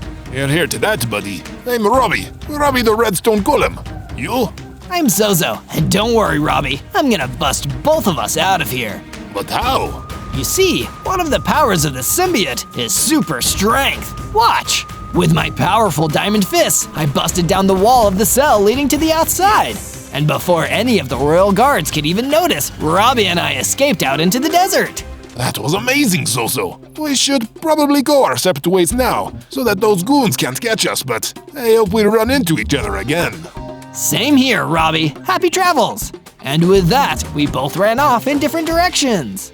On day 3, I ran further into the desert, trying to put as much distance between myself and Area 52 as possible. I never want to have to go back there, if I can avoid it. But as I was running away, my Diamond Venom stomach started to rumble. Oh no, this isn't good. Symbiotes are meat eaters, so I need to get my hands on some good protein as soon as possible. Lucky for me, there were some desert chickens waiting around, and they just looked too delicious for me to resist. I attacked them until I was left with some yummy raw chicken on my hands, which I ate with gusto. That's finger-licking good. My hunger sated, I kept on walking until I ran into another lone figure in the desert. It was a warden. Hello there, Zozo. Wait, how do you know my name? I know a lot of things. Perks of the job. I'm Agent Warden. Nice to meet you. Agent? Oh no, you're with Area 52. You're gonna try to capture me. I used to be with them, but now I've gone rogue. Believe me, Zozo, we're on the same team. Come with me. I'll tell you everything you want to know. That was an offer too good to refuse, so I followed Agent Warden through the desert. From day 4 to day 5, we arrived in an isolated base in the middle of the Black Forest, so deep and dark that nobody would ever find it unless they knew what they were looking for. Welcome to my secret base, Zozo. And I do mean secret. If you tell anyone about this, I'll be forced to destroy you. Noted. Jeez, this guy is intense. I heard that. No, you didn't. When we were inside, Agent Warden started telling me the whole horrible truth about what people were up to at Area 52. You were lucky to escape with your life, Zozo. They're monstrous people. They capture and experiment on everyone who's different, trying to take their special powers and use them for their own gain. I used to be part of their whole organization until I decided enough was enough. I needed to take them down, and over the next 100 days, you can help me take them down. After what they did to me and Robbie, I'm happy to lend a hand in taking these bad guys down. That's the spirit. But we can't be seen together, Zozo. If we are, there's too much of a risk we'll both get taken out. Take this stone sword, axe, and stone pickaxe. Go make your own secret base. We'll talk again soon. My instructions were clear. I took the sword, axe, and pickaxe and left, going deep into the Black Forest. I cut down some trees to make a clearing and mined some stone. Then I started building myself a basic base to spend the night, adding a nice furnished room and a bed to make myself feel safe from the mobs at night. I stood back to appreciate my small and proud base, and I was really pleased with my work. But then, I heard some royal guards coming towards the forest. There's that Diamond Venom! Get him! Stay away from my base, guys, or you're gonna find out that I'm really a lethal protector. They didn't listen. Instead, they charged in, and I used my super strength to beat the living stuffing out of them. That's what you get for messing with the Diamond Symbiote. And giving those royal guards a beatdown also gave me enough XP to level up, becoming bigger, stronger, and amazingly, having 50 hearts. And it looks like I can use my super strong symbiote arms to climb walls. I climbed the walls of my little base and sat on the roof, admiring the beautiful scenery of the Black Forest. From day 6 to day 8, I continued working on my base, adding some couches and bookshelves to my living area. When I took a break, none other than Robbie the Redstone Golem came walking through the forest right next to my base. I was happy to see him again. Robbie, I'm so happy to see you again. How are things going with you? Sadly, not good, man. I've been looking for a place to crash, but 2 of the villages I've tried to visit were already destroyed by the time I turned up. Destroyed? That's terrible. You said it, man. Something awful is going on out here. You need to stay safe. I'm gonna keep moving, and you should keep your eyes peeled. Stay safe out there, Robbie. Robbie left, and I was feeling more confused and afraid than ever. I needed to go and speak to Agent Warden as soon as possible. I ran to a secret base and told him everything that Robbie had told me. Then it seems the situation is already graver than I first thought. I have a few classified missions I need to perform myself, but in the meantime, head to the Sierra Valley and scope it out for any unusual activity. Together, we can stop the worst of this insidious plan before it even starts. Yes, sir. I'll do whatever I need to. That's a great attitude, Zozo. Do everything I say, and you'll go far. From day 9 to day 10, I did exactly what Agent Warden said and made my way out to the Sierra Valley to investigate. I just needed to find out if anything unusual was happening out here. Doesn't look like anything weird is happening out here. Oh, other than that. As it turned out, I hadn't noticed the huge armored piglin running towards me. Yeah, that's certainly pretty unusual. I began to battle the zombified armored piglin, but he was way tougher than the royal guards. Even with all my hearts and my diamond hard skin, he still had me on the ropes. Until suddenly, an armored pillager ran in and shot the zombified armored piglin with a bow and arrow. The second the arrow hit the creature, it seemingly got a lot weaker, and one more strike from my stone sword was enough to defeat it. That was awesome! You really saved my life there. Thank you, armored pillager. Don't mention it. I've never seen anyone like you. You really can fight. I've got a gang of sellswords who operate out here in the valley. We could use someone like you if you wanted to sign up. It'd be good work and good pay. It definitely sounds tempting, but I can't right now. I'm sorry. I'm on an incredibly important mission from Agent Warden. Who? It doesn't surprise me that you haven't heard of him. He's incredibly secretive. But I'll let him know we had this talk. Thank you again for the help. From day 11 to day 12, I returned to Agent Warden's secret base and told him all about what happened in the Sierra Valley with the piglin and the armored pillager who saved my life. The by the end of the story, Agent Warden didn't seem happy with me. You even told him my name? You can't do that, Zozo. I thought I told you my mission was top secret. Can you not even follow the most basic of instructions? I'm so sorry, Agent Warden. I didn't know it would upset you so much. I promise I won't tell anyone else your name. I'll keep your missions top secret. Good. That's more like it. For your next mission, I need you to go to the Sierra Valley again, the north specifically, and find your way to a research base hidden out there. They're puppets of Area 52, carrying out their evil bidding. If you value your freedom, you'll gather all the information about them you can. Yes, Agent Warden. I won't let you down this time. But that mission sounded dangerous, so before I could take it on, I needed to upgrade my gear. That's why I ventured down into an abandoned mine in the Black Forest to collect some iron. I mined until I had enough iron ore, which I then smelted into ingots in an abandoned furnace and crafted into a full set of iron armor, an iron sword, iron axe, and iron pickaxe. But it wasn't all easy. I was detected and attacked by a bunch of spiders while I was down there. This is what I get for shining bright like a diamond. It didn't take me long to defeat the spiders with my iron sword. Then it was time to prove myself to Agent Warden once again. From day 13 to day 15, I ventured out through the Sierra Valley until I found what looked like a small research base. It was crawling with scientists. Guess it's time to play detective and ask some tough questions. I snuck in and found one of the researchers alone. I cornered him and used my intimidating diamond venom look to get his undivided attention. Listen here, you're gonna tell me everything you know about your bosses at Area 52, or else! What? Area 52 aren't our bosses. Liar! I have it on good authority that you do all their evil bidding, so you better start telling the truth. I am telling the truth. The only time we ever collaborated was on the Warden Project. Wait, the what project? I've told you too much already. Just please leave me alone. Yes, I will. I'm so sorry for bothering you. I left the research base and started heading across the Sierra Valley. Something about all of this was terribly wrong, and I needed to get some answers from Agent Warden immediately. From day 16 to day 19, I made my way through the Black Forest back to Agent Warden's secret base as quickly as possible. But on the way, I ran into Robbie the Redstone Golem again. Robbie, what's wrong this time? Zozo, I found out some terrifying news, and I needed to tell you as soon as possible. The one who's been destroying whole villages is some kind of genetically enhanced warden, and he lives in this forest. Genetically enhanced warden? Oh no, no! I've had this all wrong! I need to get back to that research base and warn them! But by the time I'd crossed the Sierra Valley and reached the research base, it was already too late. The research base was in ruins, and who else was standing in the rubble but Agent Warden? I decided to rush in and confront him. Agent Warden, how could you? Why are you doing this? These people aren't under the orders of Area 52 at all. Oh, Zozo, as naive and small-minded as ever. You really are a diamond venom in the rough, aren't you?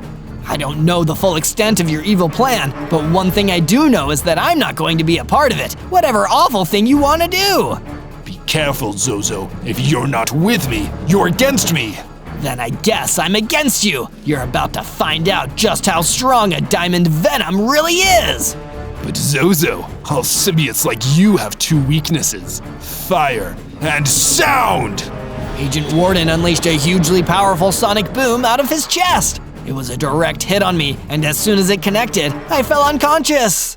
From day 20 to day 22, I woke up in the ruins of the Sierra Valley research base. Agent Warden was gone, and it looked like there was only one surviving scientist, the same one I'd interrogated earlier. You there, Zozo, was it? I'm Dr. Hardy. I saw that you tried to defend us against that terrible monster, and even though the destruction he caused was awful, it means a lot to know you're on our side. I'm still so sorry I couldn't help more, Dr. Hardy. I have no idea why Agent Warden just turned like that, but I have a feeling that if we work together, we can find out why. Want to come stay at my base and team up? That sounds like an excellent idea, Zozo. I want to get back against this monster any way I can. Dr. Hardy and I returned to my base, and I began working on a new room for him. It had an area for him to sleep, and an area for him to conduct any scientific experiments he needed to. Thank you, Zozo. This will do nicely. From day 23 to day 26, I made a trek back to the Red Desert where I originally spawned to see if I missed anything. If I was wrong about Agent Warden, I've got to make sure I pay more attention to things from now on. I carefully looked around and noticed there was an isolager in trouble. Someone, please! I need a protector! An armored skeleton was running them down, and it seemed like it would catch them soon. I had to do something. Don't worry, Diamond Venom is here! I jumped into the path of the armored skeleton and hit him with my iron sword. It got his attention, but he wasn't looking that damaged from the attack. I had succeeded at making the armored skeleton attack me instead of the isolager, but now it seemed I would have to deal with a strong and fast mob all on my own. It wasn't an easy fight, but in the end, I took home the W. The isolager was delighted. That was amazing! We make a good team! You said it, isolager. It's almost like a symbiotic relationship. Like a symbiote. Defeating the armored skeleton to save that isolager had reminded me of my true strength and caused my powers to evolve. I now had 75 hearts and could dash to quickly close the gap with enemies.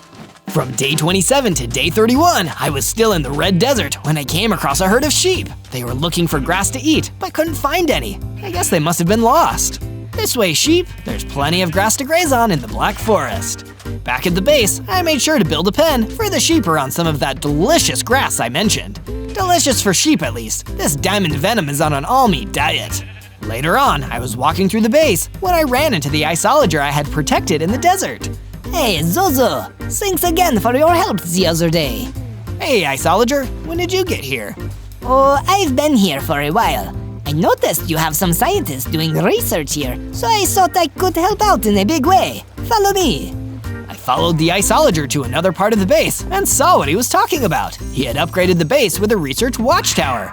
The scientists are gonna love this.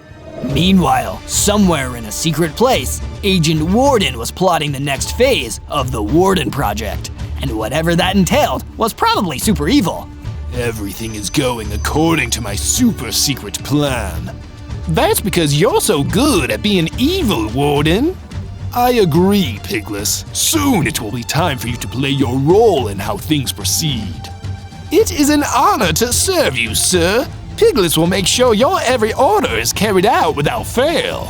From day 32 to day 35, I went to Area 52 to see if I could get any more answers out of the Royal Guards. Even if they didn't know anything else about what Agent Warden was up to, I could still reason with them and form an alliance. Ah, it's Diamond Venom! There's no reasoning with him! Battle formation! The Royal Guards fought against me, but I defended myself by using my armor to reduce the damage from their attacks. Hold it, guys! I really think we can work this out. He's trying to reason with us. I guess we were wrong about him. That's the first time we've been wrong about anything. The Royal Guards took me to the office of their top agent, Agent Horace. So, you must be that Diamond Venom that escaped from our holding cell a while back. It's a shame I never got to meet you in person. Is that because you were going to do some uncalled for experiments on me? What? No! What do you think we do around here? We thought that a diamond symbiote like you had the potential to be turned towards the side of good. That's why we brought you here. I'm glad you guys weren't up to anything sinister. You definitely could have been nicer about it, though. The kinds of superpowered monsters we deal with, it's hard not to go overboard, especially after the Warden Project made us responsible for another monster. You mean Agent Warden? What is he up to? I can tell you it's something most secretive and most definitely sinister. We've been keeping tabs on him, but he's operating in the shadows now. I want to help you take him down. He betrayed me, and I don't like that kind of thing. Good. We could use a Venom like you on our side. Until Agent Warden is defeated, we'll make you a temporary secret agent. Agent Diamond Venom. I like the sound of that. From day 36 to day 39, I went mining for iron to fix up my armor. If I'm going to be playing the part of a secret agent, I should look like I've got the best gear. I dug down deep into the mining area and managed to strike iron. There was plenty of iron to go around, enough to fix my entire set of iron armor. There were some diamonds down there as well. I must have had a knack for finding them because I was a Diamond Venom myself. Diamonds are a diamond's best friend. Wait, what did I say? The diamonds weren't even the rarest treasure that I found in the mine. The honor went to the powerful battle axe that I found lodged in a wall. I went above ground with the spoils of my mining excursion and fixed up my armor. I finished just in time for the isolager to come in and talk to me. Hey, Zozo! Actually, it's Agent Zozo. Right. Anyway, I was thinking we should expand our team. There's someone I want you to go talk to. They should be waiting for you at the Shattered Glacier. From day 40 to day 43, I went to the Shattered Glacier where the iceologist said I could meet our new contact. I was surprised and relieved to see that it was my old friend Robbie the Redstone Golem. I heard Area 52 made you a temporary agent. They are no friends of mine, but it's good to see that you're moving up in the world. Whatever it takes to stop that rampaging Agent Warden. What did you call me here to talk about? I wanted to ask if I could join your supergroup. Even if we're only working together in secret, this world needs protectors. I was about to ask him what he had in mind when a giant pigman ran towards us and stopped right next to us. It was Pigless, the new minion that was sent by Agent Warden. You were too easy to follow, Diamond Venom. Time to carry out Agent Warden's orders. And what would those be? There's no point in asking me that question. I'm not telling you. Pigless smashed a big hole in the ground to show off how strong he was. He's tough, Robbie. Do you think we could take him if we teamed up? Maybe, but for now, we should get somewhere safe to have the rest of our conversation. I nodded, and the two of us ran away as Pigless continued to smash his way across the Shattered Glacier. From day 44 to day 49, I was lying low in my base when I was visited by Agent Horace. He really must have been the top agent because I didn't even see him come in. Agent Zozo, I've got some key intel and a new assignment for you. Took you long enough. This Diamond Venom is on the job, whatever it is. There is an object known as the Destroyer, which was once in our possession at Area 52. We believe that in the right hands, it has the power to take down any bad guy. Even Agent Warden? Now, Diamond Venom, just focus on finding the Destroyer and getting it to us. We'll handle the rest. Where can I find the Destroyer? It was last sighted in the Sierra Valley biome. You should head back there and search for it. Won't let you down, Agent Horace. From day 50 to day 53, on Horace's orders, I went to the Sierra Valley biome to learn more about the Destroyer. It looked like I wasn't the only agent on the case. A royal guard was already here, probably sent by Horace too. Hey there, Agent. I'm Agent Zozo. I'm looking for the Destroyer too. Shh, keep your voice down. We don't know who's listening. I'll tell you what I know about the Destroyer, but you need a promise to keep it a secret. I promise. The truth about the Destroyer is that we made it in Area 52 using some rare materials from another dimension. Those materials are what gave the item its unmatched destructive power. What were the materials? And what dimension did they come from? That's classified. The point is, we were so impressed by these materials that we started to use them on a different project, the Warden Project. Let me guess, that was how Agent Warden got his superpowers. It was what made him a supervillain. The materials gave him destructive sonic abilities that were out of control. That's why we need a weapon like the Destroyer to take him out. I understand now. You keep looking around here. I'm gonna go back to the base for now. I left the Royal Guard to keep searching. That's when I saw a battle between an Iron Chicken and a skeleton. The Iron Chicken looked like she would make a good addition to the super group I was forming with the others. I went to help her in the fight, but the Iron Chicken had already won by the time I even got a hit in. Whoa, you're strong. Do you want to join my superhero team?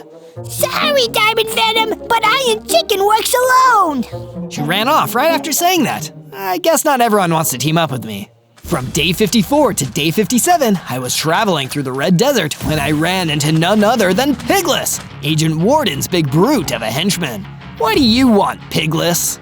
I only want what Agent Warden orders me to want. That's how loyal of a henchman I am. Okay, and what does Agent Warden want? He ordered me to take out the trash, and the trash is you. Pigless hit me hard, sending me flying across the desert. His super strength was so much stronger than mine, and I was practically super duper strength. I fought back, but I was losing a lot of hearts to the big pig's punches. You really are trash. Just call me the trash compactor. Actually, I prefer to be recycled, and by that I mean live to fight another day. I knew I couldn't win, so I ran away from Pigless. He might have been strong, but sure was slow. While his henchman was keeping me busy, Agent Warden was in his secret base, developing a personal teleporter that would take him between dimensions at will. Once I harness the true destructive contained in the other dimensions, I will be unstoppable. From day 58 to day 62, I met with the scientist who's been living in my base to see what he's been up to. How's the research been going, Dr. Hardy? I've got amazing things to tell you about Zozo. The statue I've been working on is really coming along. It'll be one of the great achievements when we're done building it. Awesome work! There is one slight issue, though. I've run out of building materials. Do you think you could fetch us more? Of course, I was just heading down to the mine anyway.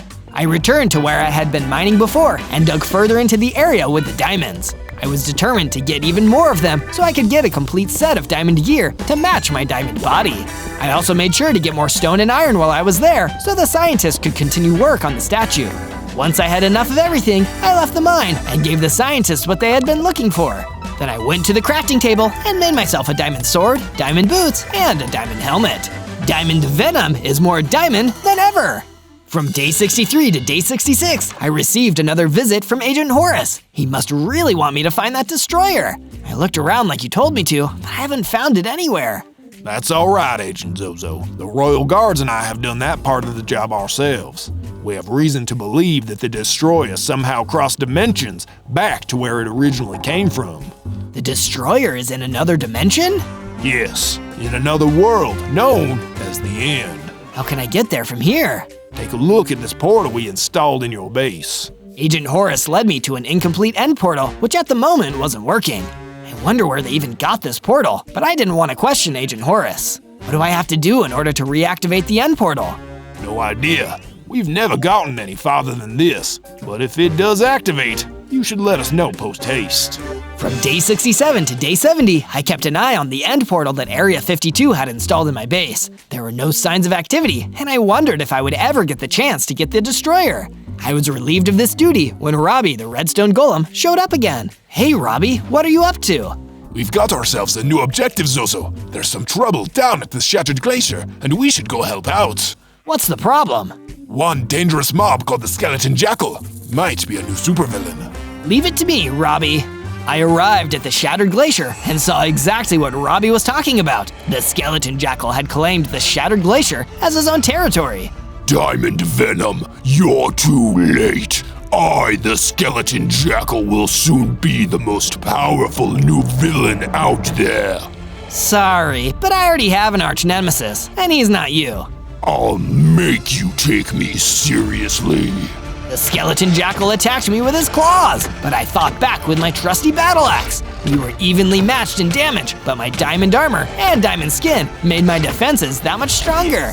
You might be durable, Diamond Venom, but this fight isn't over by a long shot.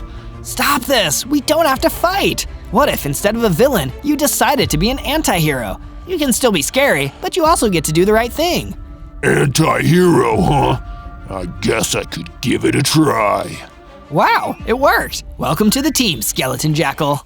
From day 71 to day 74, my base was under attack by Pigless, who was using his brute force to smash giant holes into the surrounding terrain. Piggy power! Stop it, Pigless! I used my dash ability and started swinging my battle axe at Pigless, inflicting damage on him. Ouch! That axe hurts! Can I have it? Pigless punched me, causing me to drop the battle axe. He picked it up himself and started swinging it at me. I equipped my diamond sword and continued to fight, but Pigless was even more deadly with the battle axe in his hand. Give that back, it's not yours. It is now. Eat this! Pigless wound up a big punch and sent me careening straight into a hill and caused me to get heavily dazed. When I got back up, he was already gone. It was no use trying to get my battle axe back now. It looked like my base was totally wrecked too. Pigless! I was really sad, so I went to the river to be alone for a bit. After a while, Isolager came by to cheer me up. Hey, Zozo, I know you're feeling down about losing your weapon, but I've rebuilt the base and added a perimeter wall to keep out future attacks. You're the best, Isolager. I'm glad you're part of my supergroup. Meanwhile, back at Agent Warden's base, my arch nemesis had gained the powers of the interdimensional energies he was attempting to harness. Area 52 thought I was a mistake and tried to destroy me. Their real mistake was not going further with their experiments. From day 75 to day 78, Agent Horace came to check on the base and give me a brand new weapon to replace my battle axe, the Javelin. We heard what happened with Pigless. It sounds like you've really gotten on Agent Warden's bad side. That Pigless is a real menace. He's going down, just like Agent Warden. You're in luck. We've got the location of Agent Warden's secret base. We figured we'd send you over there to do some real damage. I'll do more than that. This might just be business for Area 52, but it's always personal for me. I took the javelin and set off through the Black Forest toward Agent Warden's secret base. If Pigless was there, I'd be sure to get my revenge from last time. From day 79 to day 84, I was sneaking around the outside of Agent Warden's secret base, and sure enough, I found exactly who I was looking for, Pigless. Agent Zozo! Looks like recycling day came early. I'll break you down like a cardboard box. You're the one who's gonna be broken, Pigless. I threw my javelin at Pigless, catching him off guard, and then I used the opportunity to hit him a bunch of times with my diamond sword. Not bad. I didn't expect that new weapon. But did you really forget your old weapon so soon? No, please, Pigless, anything but battle axe! Pigless swung the battle axe that he stole from me, taking off a ton of hearts. He was wielding the weapon as if it was meant for him. Once again, my diamond sword couldn't stand up to him, especially since my super strength was weaker than his. I really like being a henchman, you know. When I secretly get rid of someone, Agent Warden rewards me with treasure. I wonder how rich I'll be after I deal with you. Oh no, am I going to lose? As Pigless prepared to deliver the decisive blow with my own battle axe, I heard a voice from the trees. It was the skeleton jackal. Zozo, don't forget that you're Diamond Venom, a shining inspiration to anti-heroes everywhere. You're right. Inspired by Skeleton Jackal's words, I grew into a form powerful enough to take on Pigless, even with the battle axe. I had 100 hearts and diamond venom claws that were stronger than any diamond sword. With my new form, he was dropped in no time. Well, I did the best I could, but sometimes a henchman is just a henchman. Your boss Agent Warden is next, Pigless. And with that, Pigless vanished. From day 85 to day 89, I went back to my base to tell everyone that I had defeated Pigless in battle. I went and visited the scientist first to inquire about the state of the statue. I've made some amazing strides in the pursuit of the statue, but I'm still missing some materials. Could you grab me some more wood? Sure, let me grab some from my chest. I took some wood from my chest and brought it back to Dr. Hardy, who then escorted me to the statue. It was a statue of Dr. Hardy halfway through transforming into normal Venom. I guess he must have been a big fan. Afterwards, I returned to the side of the end portal where Agent Horace was waiting for me. It seems that Agent Warden has already gone to the end to harness the materials there. If the destroyer falls into his hands, he'll be even more unstoppable than a big pigman with a battle axe. That's pretty specific, but I totally understand what you mean. These Eyes of Ender that the Royal Guards have gathered should be able to jumpstart the portal. Get in there and make us proud. Yes, sir. He activated the portal and I stepped through. Suddenly, I found myself in the Nightshade Forest. This must be the main biome of the dimension known as the End. This is feeling strangely familiar again. Not too far away, I saw the Destroyer lying on the ground. I didn't have time to go and grab it. An Enderman appeared out of the trees and started to attack me. Ugh, I guess I've got to deal with the mob first. I used my diamond sword combined with my claw attacks to make the Enderman back off and run away. With the mob gone, I picked up the Destroyer and headed back towards the portal. From day 90 to day 94, I heard someone sneaking up behind me. It was Agent Warden. Welcome home, Diamond in the Rough. This isn't my home. Home is on the other side of this portal, and I intend on going back. After I defeat you, that is. You won't defeat me, Agent Zozo. You're just like me. The diamond symbiote that grants you all of your powers is from the End. That's why this place is your home. I'm from the End? Yes, and that's why I want you on my side. I need someone to help me reap the rewards that exist in this world. The materials that gave me powers could make an army of Sonic warriors. I'm not joining you. Area 52 trusted me to take you down, and that's what I'll do. You're making a mistake. Agent Horace and the others are weak, and that's why they capture and create super beings to fight their battles. I think we should choose our own battles, don't you? I actually agree. That's why I'm choosing my battle to be me versus you. I threw my javelin, but Agent Warden took it like it was nothing and bombarded me with a sonic blast. Even though I'd gotten stronger, sonic attacks were still my weakness. His powers had increased so much that I was powerless against him. Agent Warden hit me with a few melee attacks before knocking me out and stealing the destroyer. I'll be having that. See you on the other side, diamond in the rough. He ran off through my end portal. From day 95 to day 97, I was able to muster enough strength to crawl my way to the portal. There's no time to lose. I have to warn Agent Horus. And with that, I crawled into the portal. When I got to the secret research lab of Area 52, I found that all of the royal guards had been wiped out by Agent Warden in a destruction spree. This was definitely the destroyer's handiwork. I kept searching around until I stumbled upon Agent Horus. He was the last one alive and was hanging on by a thread. You sure kept us waiting, huh? Agent Horus, I'm sorry. I couldn't stop him. He used my weakness against me. No, Agent Zozo, I'm sorry. It was our foolishness and greed that led to Agent Warden's rise to power. If only we had been more careful and not tried to turn what we didn't understand into weapons. You couldn't have known he'd go this evil. It's all right. Area 52 will be no more after I'm gone. I need you to clean up our last mess, Diamond Venom. Make sure you stop him. Horus died, trying to harness the forces beyond his control. Now Agent Warden was trying to do the same thing. I'd make sure it didn't end well for him either. On day 98, I found my base had been destroyed in another one of Agent Warden's evil rampages. The scientist, Isolager, and Skeleton Jackal were all destroyed too. Every member of my team, gone. This is unforgivable. I knew Agent Warden was my arch nemesis, but I never thought he'd go this far. I stood there in total shock for a long time until I heard some familiar heavy footsteps. Robbie. Agent Zozo! No, just Zozo. I'm sorry that I couldn't protect the rest of the team. He was too strong. Don't beat yourself up about it, Robbie. I feel a bit better knowing that at least my very first friend is still here with me. You know what? I feel the same way. You're alive, and I'm alive. We've gotta do something to make that count. I'll tell you what we'll do. We're gonna take back the destroyer, and then we're gonna give Agent Warden payback for everything he's done! Now that's the symbiote I know. Let's rock! On day 99, Robbie and I closed in on Agent Warden's secret base, which hadn't changed location since the time I fought Pigless there.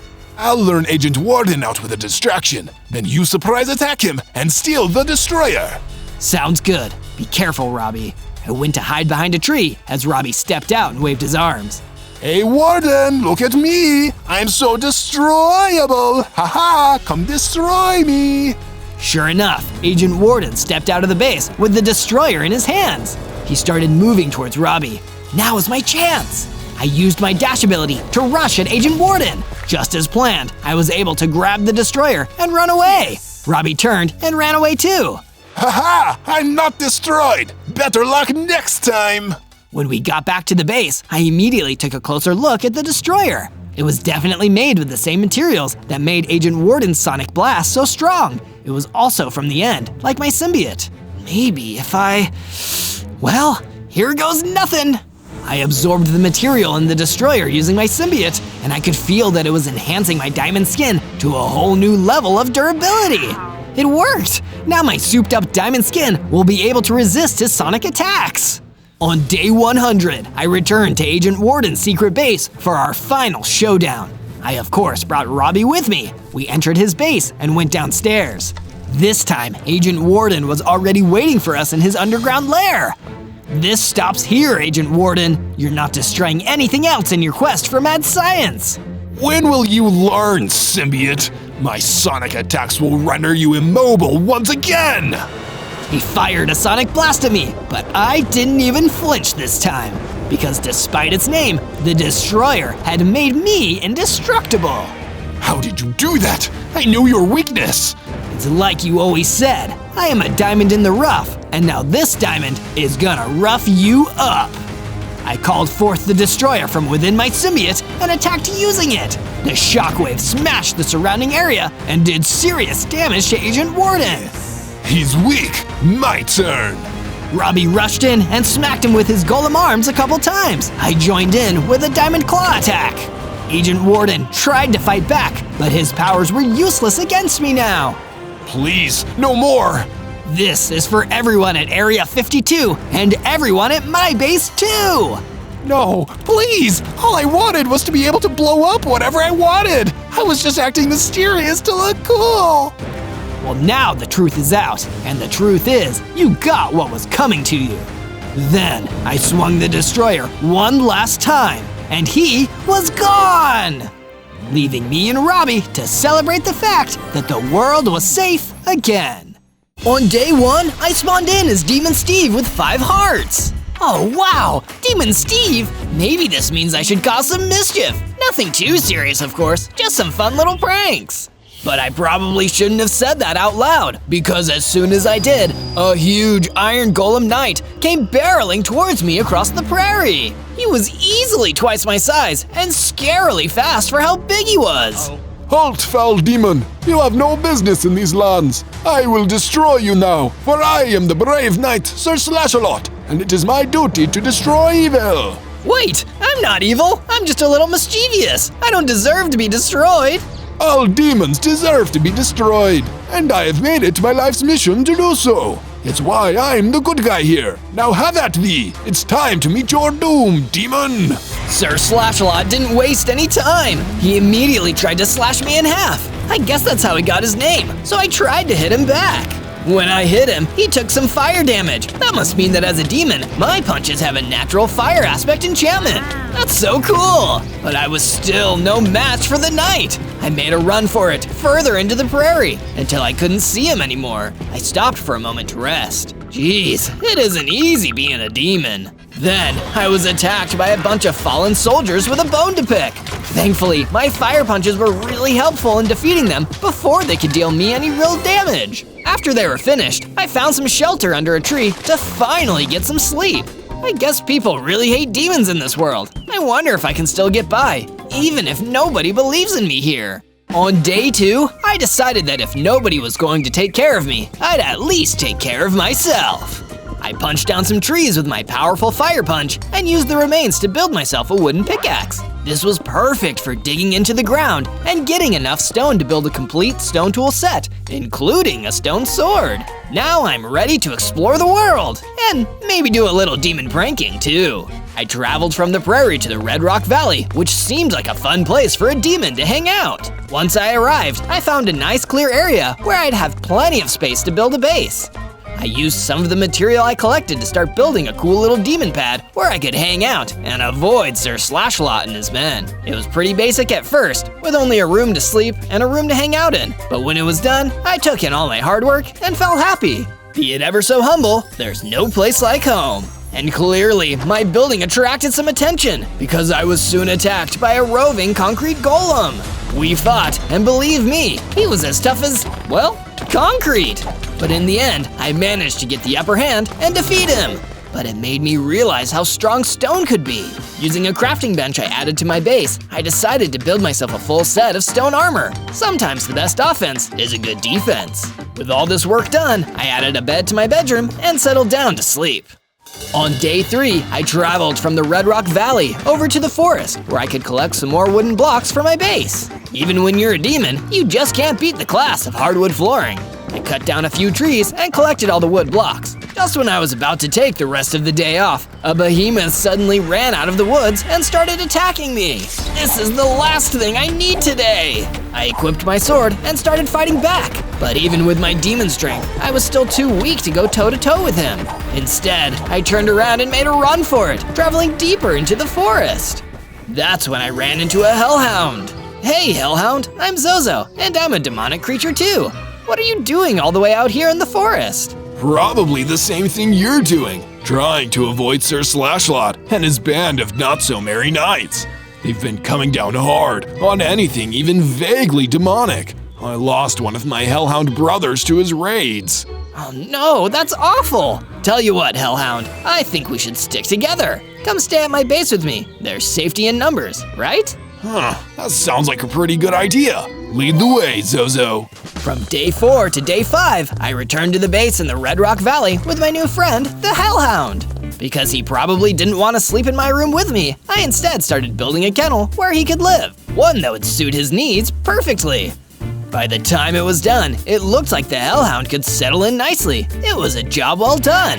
But sadly, it wasn't time for me to rest just yet, because I saw a High Reaver skulking around the outside of my base. He was someone I needed to deal with before things got too out of hand. No trespassers allowed, Reaver! I ran out and fought him with my stone sword, surprising him with how tough I was, even though I wasn't that experienced. It must have been that demon confidence serving me well. Soon enough, the High Reaver was defeated, and he left me a gift. A bow dropped to the ground, ripe for the taking. So I did. Now I have a long-range attack too. This is perfect.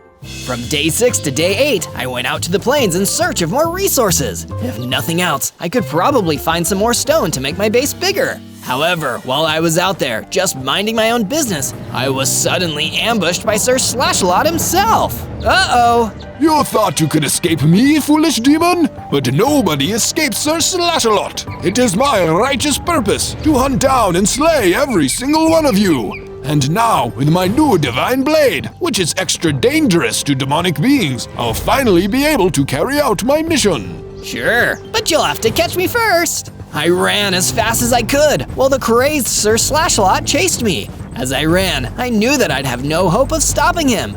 For now, the best I could do to survive was just run away as fast as I could and hope that he didn't catch me. During the chase, I even ran out of the plains and into the cover of the forest. Sir Slashalot kept chasing me, but I'd built enough distance between us to hide behind a tree. I stayed very still and very quiet while Sir Slashalot searched. To my relief, he didn't seem to find me. You can't hide forever, demon. I'll search for you to the ends of the earth and back if I have to. Even if you hide in the deepest cracks and crannies of the nether or the dark mists of the end, mark my words, I will find you and I will destroy you. After that, Sir Slashalot left. I was safe again, for now. He was right though, I couldn't hide from him forever. I needed to get stronger, I needed to defeat him. From day 9 to day 10, I returned to my base and wondered what I could do to start getting stronger, strong enough to take on Sir Slashalot. I went into the Hellhound's kennel to ask him for some ideas on what to do. I think maybe you need some inspiration, Zozo. You're getting too stuck in your head about all this. If you want to be big and strong, you need to picture it. Maybe start building a statue of what you'd like to be like. Oh, that's a really neat idea, Hellhound. I'm gonna get right on it. I collected some material from the area around my base and cleared a plot of land for me to start building my statue. I wanted to build a statue of a huge, powerful winged demon, just like I wanted to be after all my training. Once I'd laid the foundations and made the start of my statue, I went back to my base and decided to make a fireplace. After all, demons love fire. As soon as it was done, I sat back and warmed myself with the flames. Maybe everything would turn out to be alright in the end, if I tried my hardest. From day 11 to day 12, I went further than I'd ever gone before, venturing into the dark depths of the Black Forest, not knowing what I might find in there. I hoped at least that I wouldn't find Sir Slashalot waiting for me. Instead, I ran into a Gorgon. She was warming herself next to a campfire she'd built, and she noticed me as I approached. Who goes there? Are you here to interfere with me? If you come any closer, I'll turn you to stone. Wait, hold on a second. I'm not here to interfere with anyone. I'm just out here trying to avoid Sir Slashalot. He's been on my tail for almost 2 weeks now. Ah, Sir Slashalot. That makes sense. He's been making trouble around the overworld for decades now. I've been around for all of it, and it seems he's only getting worse. Worse? You seem to know a lot, Miss Gorgon. Can you maybe tell me where Sir Slashalot came from? Well, long ago there was a village that was often under attack by demons and other demonic creatures. In order to protect the village, a powerful wizard created his special night version of an iron golem. His purpose was to protect the villagers by destroying demons. But there was a problem, you see. Over time, the relations between the village and the demons smoothed over. Some demons even chose to live peacefully among the villagers. But this special iron golem, he didn't know how to take this. He wasn't even built to imagine that humans and demons could ever get along. So he went mad, and in his madness he destroyed the entire village, leaving no demons or villagers left. Now he roves the world, picking up others who share his mission, with the goal of eliminating demons and any who are kind to them. If you want to defeat him, you're going to need everything you've got, Zozo. From day 13 to day 15, with the story that Gorgon told me still ringing through my mind, I decided I needed to stand up for myself and settle an old score. I went back to the forest where I'd first met my friend the Hellhound, and I hunted down the behemoth that had given me so much trouble the first time I got there. But this time, I decided to try a different tactic. Rather than engaging directly, I took out the bow I'd taken from the High Reaver and took the behemoth on from a distance. This time, it only took a few well-placed arrows to defeat the beast, and the XP it gave me let me level up. I got bigger, stronger, and got 15 hearts. Oh wow, and what's this new ability? I could now draw on my demon powers to use a ranged fireball attack.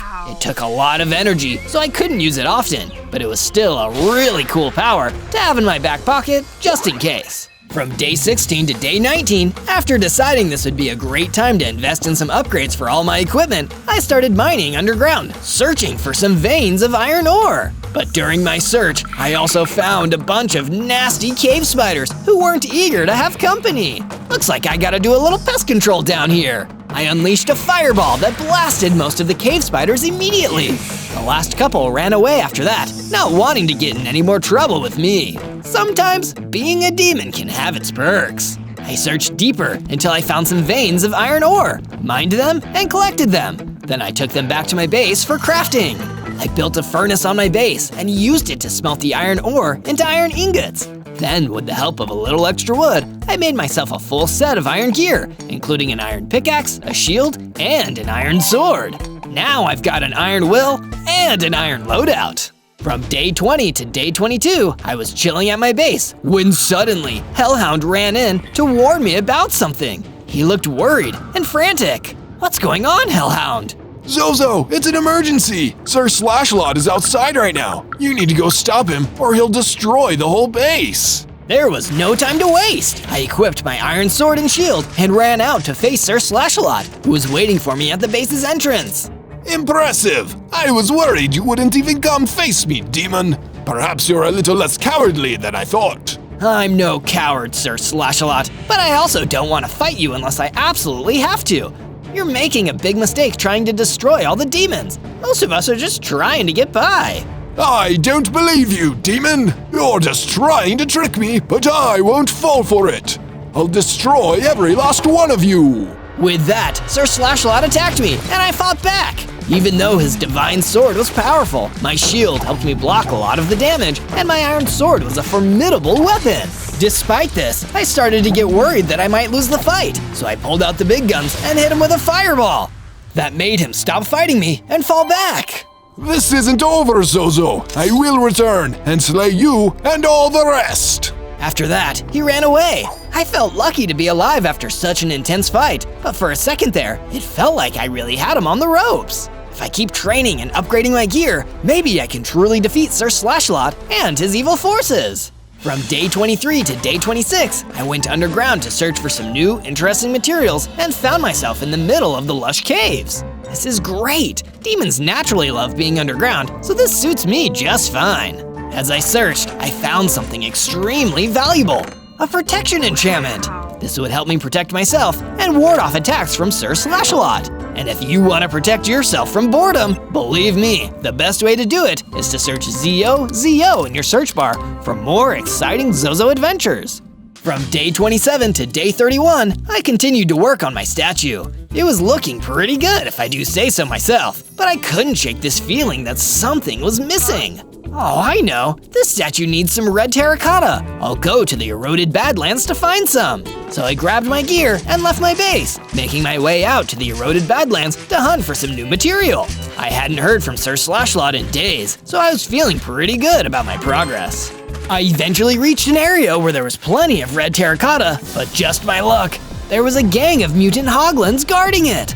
I needed to do some battling today after all. Ready to see how a demon fights hoglins? I ran in with my sword and shield, blocking their attacks and returning mine.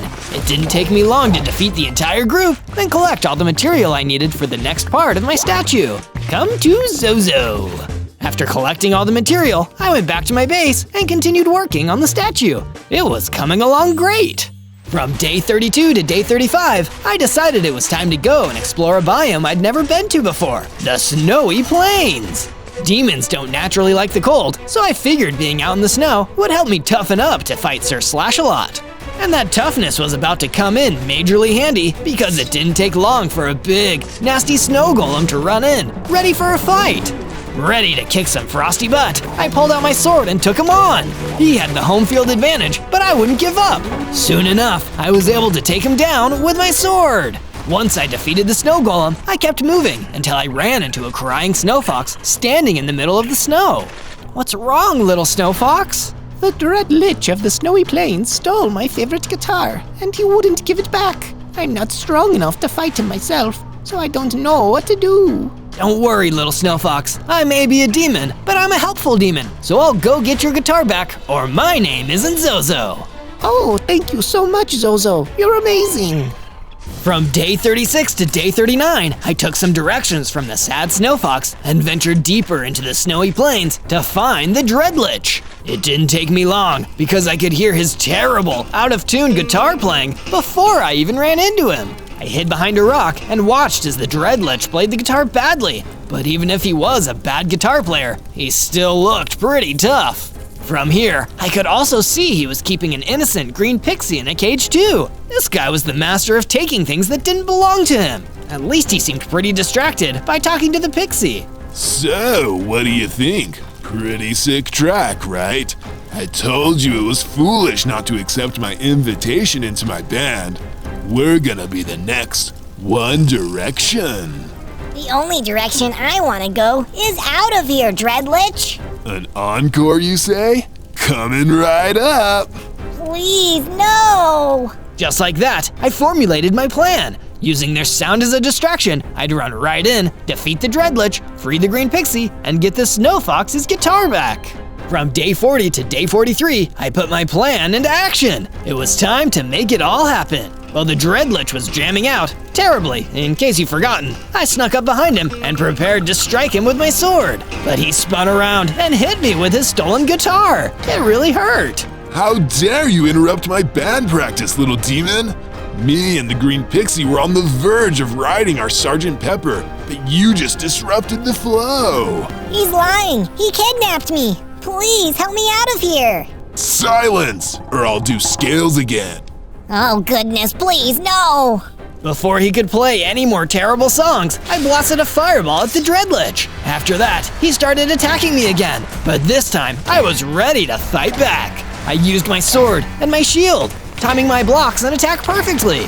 Soon, the Dread Lich was no more, and I used my sword to break open the green pixie's cage. I'm free. I'm free. Thank you, Zozo. I'll never forget this. I feel so grateful I'll never have to listen to the Dread Lich's lousy guitar playing again. I'm really more of a hip-hop and R&B fan at heart.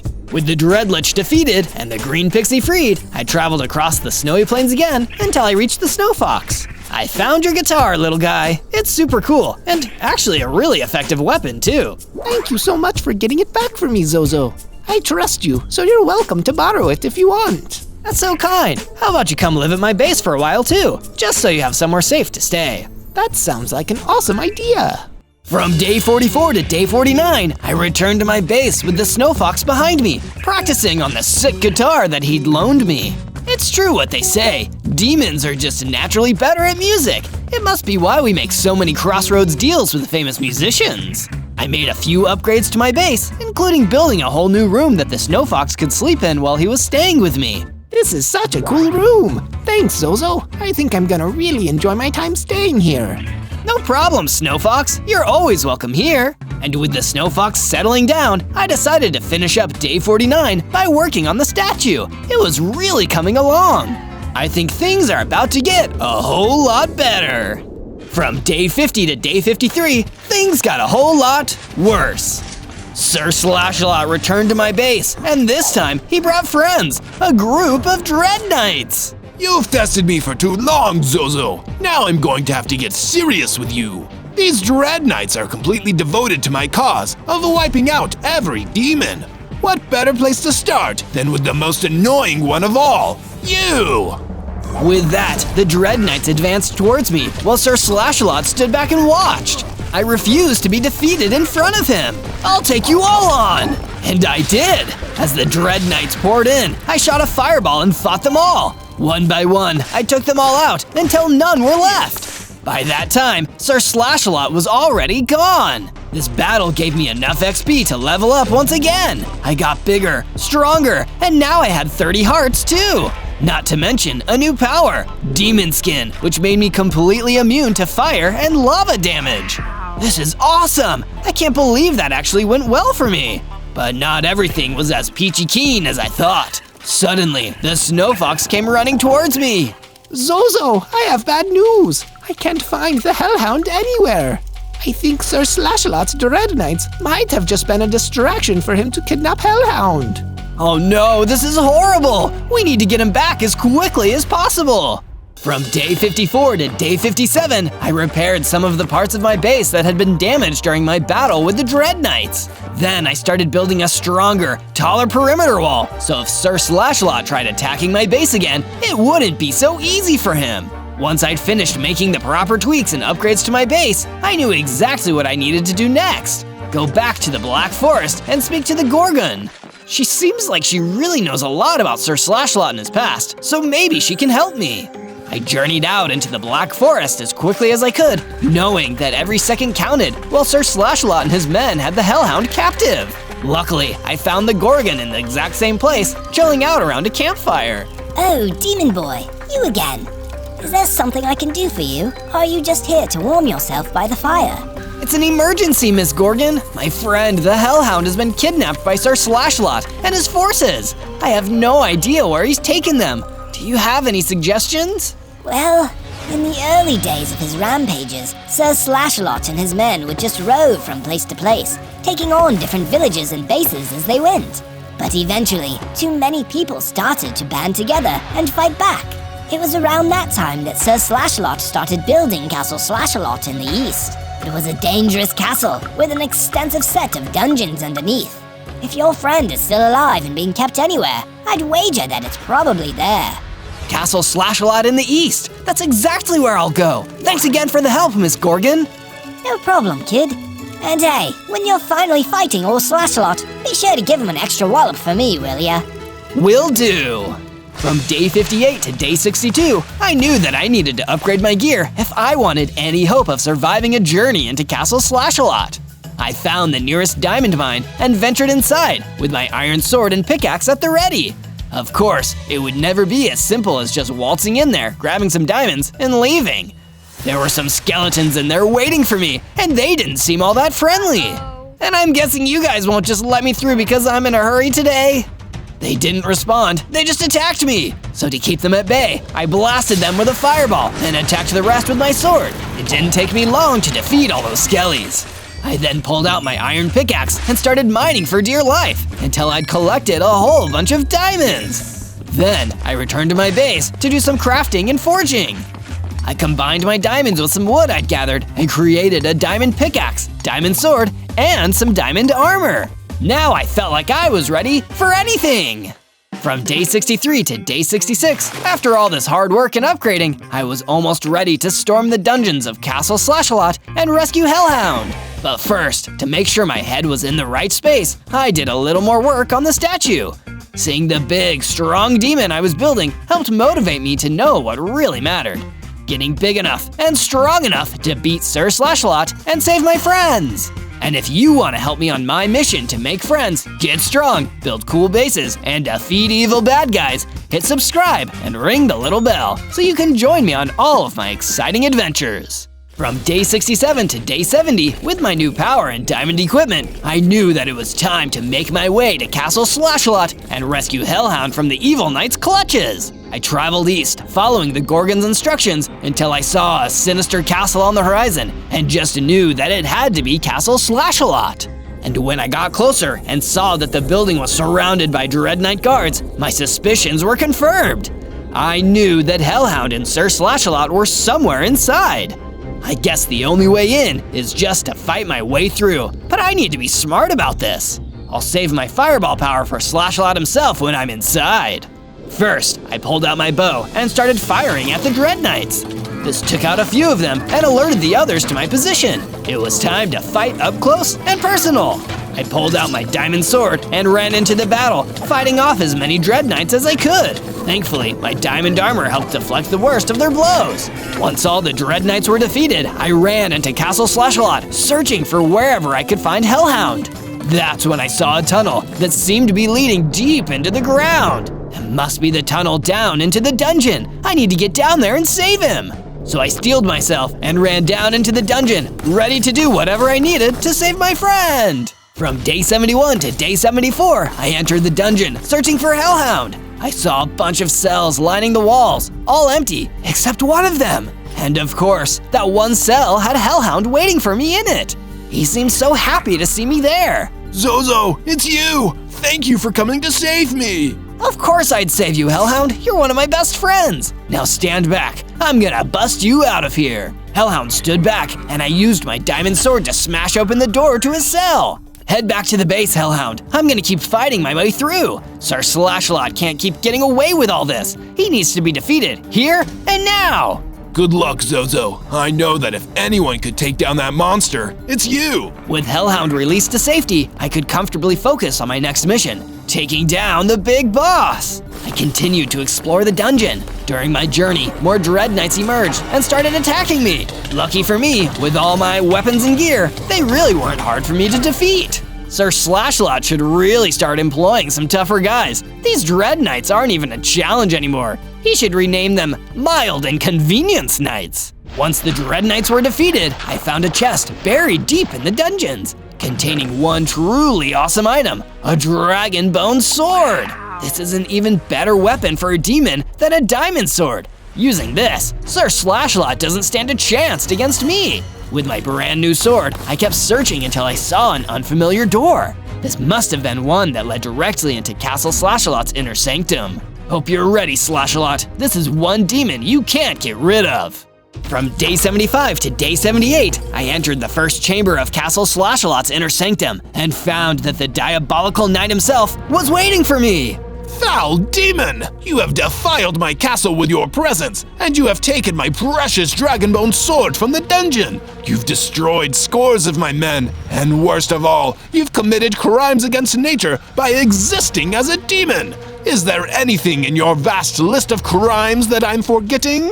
I think you're forgetting that time I hit you with a fireball, maybe? What? I don't remember such an event. Oh shoot, my bad. Sorry, I think I must have been thinking about it right now. I fired a fireball at Sir Slashalot, stunning him.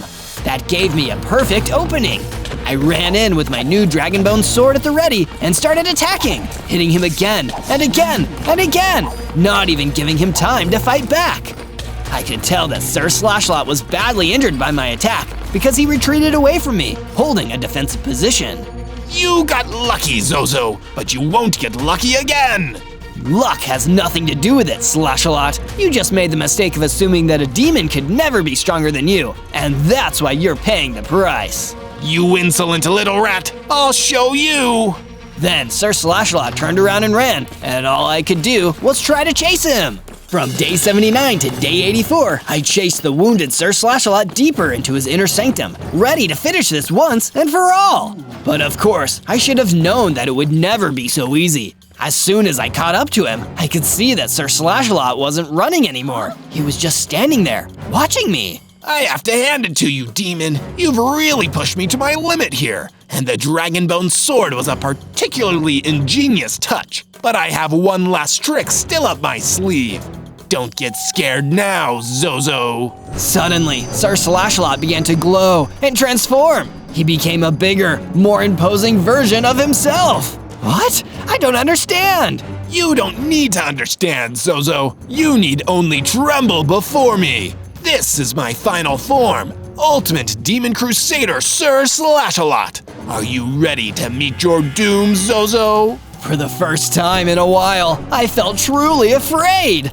All I could do was turn and run out of the inner sanctum in shame. Once again, I wasn't ready to face him. From day 85 to day 89, I returned to my base, feeling really down after not being able to defeat Sir Slashalot in his new, more powerful form. I was lying in my bed, too depressed to even think about getting up and fighting, when I remembered something. My statue outside. It was almost finished. Even if I couldn't defeat Sir Slashlot, the least I could do is go out there and finish my statue. So that's what I did. I went outside, and using the rest of my gathered materials, I finished my statue. It looked magnificent! That strong, powerful demon! It reminded me of something important. If I keep trying and didn't give up, I could be that strong, and even defeat Sir Slashalot in his stronger form. Just as I was starting to get my hope back, Hellhound approached me with some more good news. Zozo, you seem down, so I wanted to do something nice for you, since you rescued me from Sir Slashalot. I upgraded your sword. It's not just any Dragonbone sword anymore. It's a flamed Dragonbone sword. Oh my goodness, Hellhound, this is amazing! And it looks so much more powerful than my old sword. To unlock its true power, you need to journey into the Nether's Crimson Forest and find the Fire Aspect enchantment. That will give you the punch you need to teach that armored bully some manners. From day 90 to day 94, I left my base and ventured out into a forest to the west after hearing rumors that there was a working nether portal somewhere deep in the woods. After searching for 2 whole days, I eventually found it, exactly what I needed. Guess it's now or never. I'm so glad nobody was here to hear that. I hopped into the portal and was immediately transported into the nether.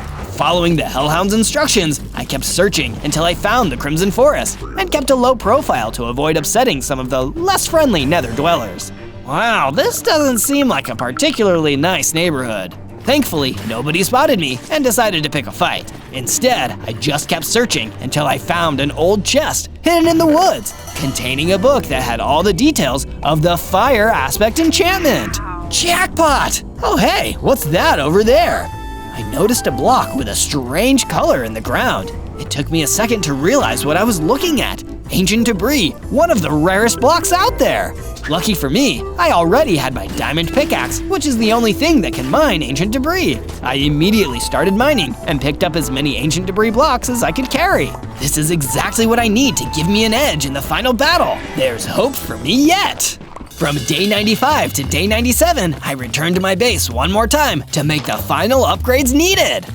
Gathering that ancient debris was incredibly helpful because it would give me the ability to create some of the most powerful armor out there, even stronger than diamond. I took the ancient debris to my smelting furnace and smelted it until I had some nether scraps. That was the first stage of the process. Then, I looked through my storage until I found some gold ingots, exactly what I needed. I crafted them together to make some handy netherite ingots, which I then fused with the diamond armor I created earlier. The result? Netherite armor! Some of the strongest armor there is, straight from the nether, and perfect for a demon like me!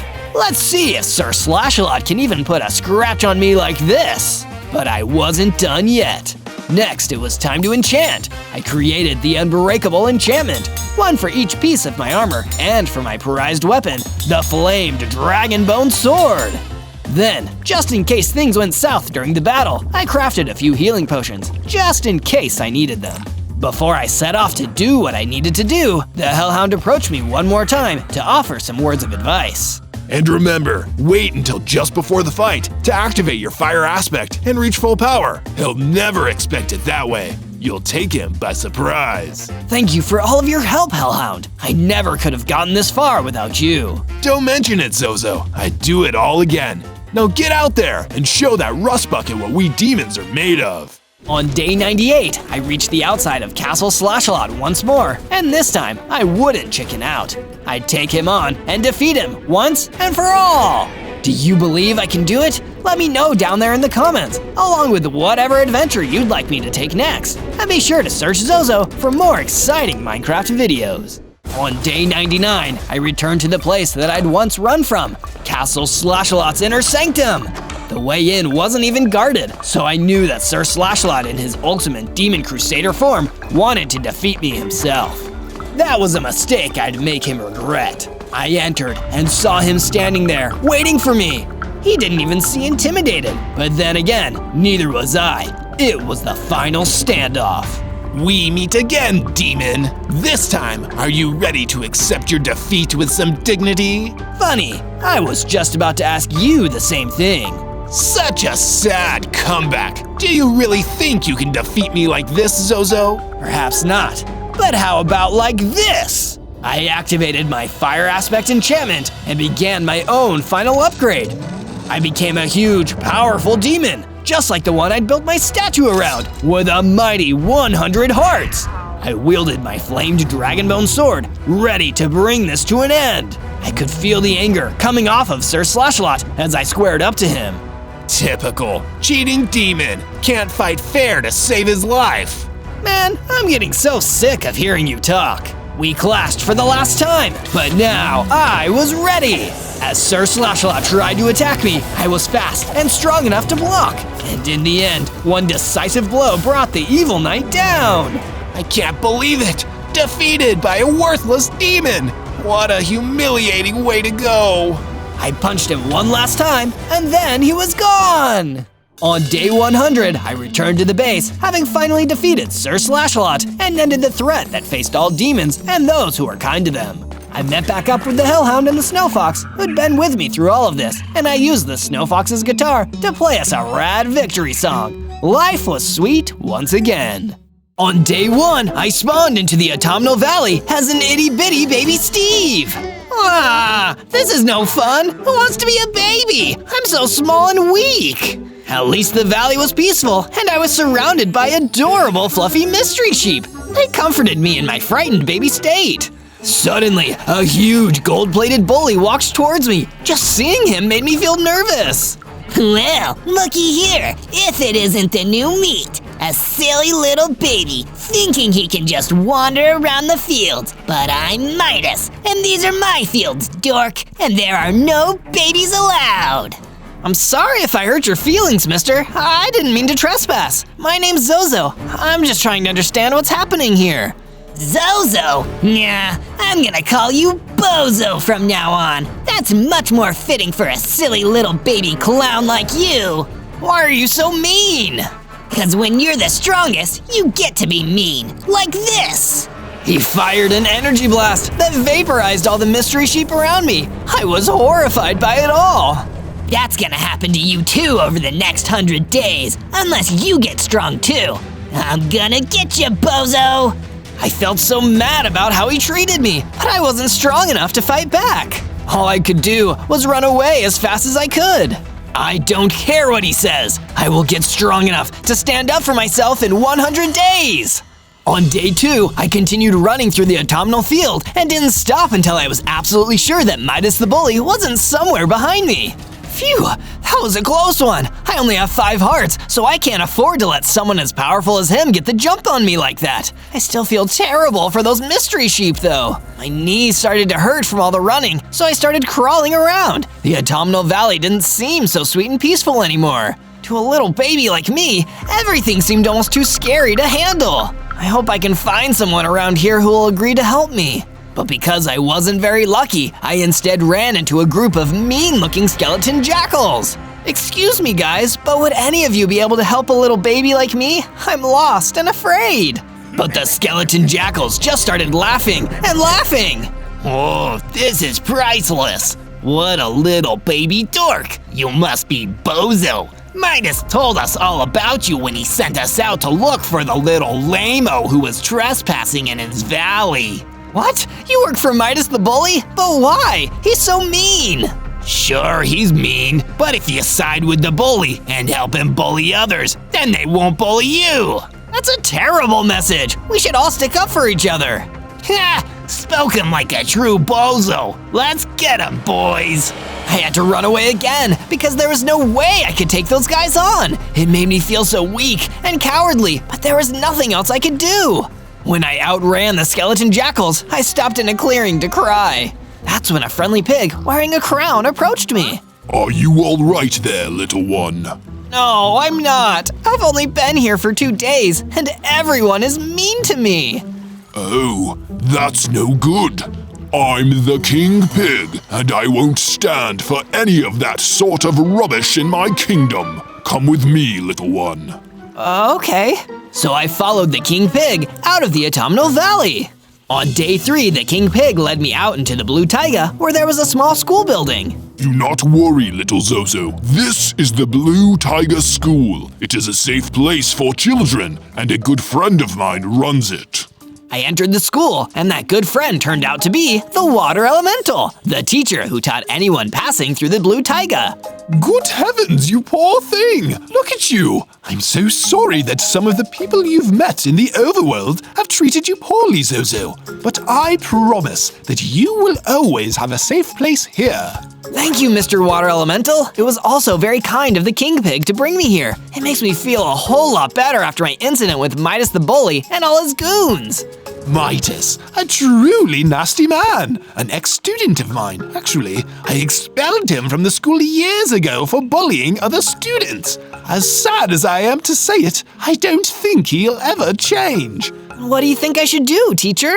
Honestly, little Zozo, I think the ultimate solution is to train hard enough that you're strong enough to defeat him, for the sake of everyone. There's a nice place called the Amaranth Fields near here. That might be a good spot to begin your work.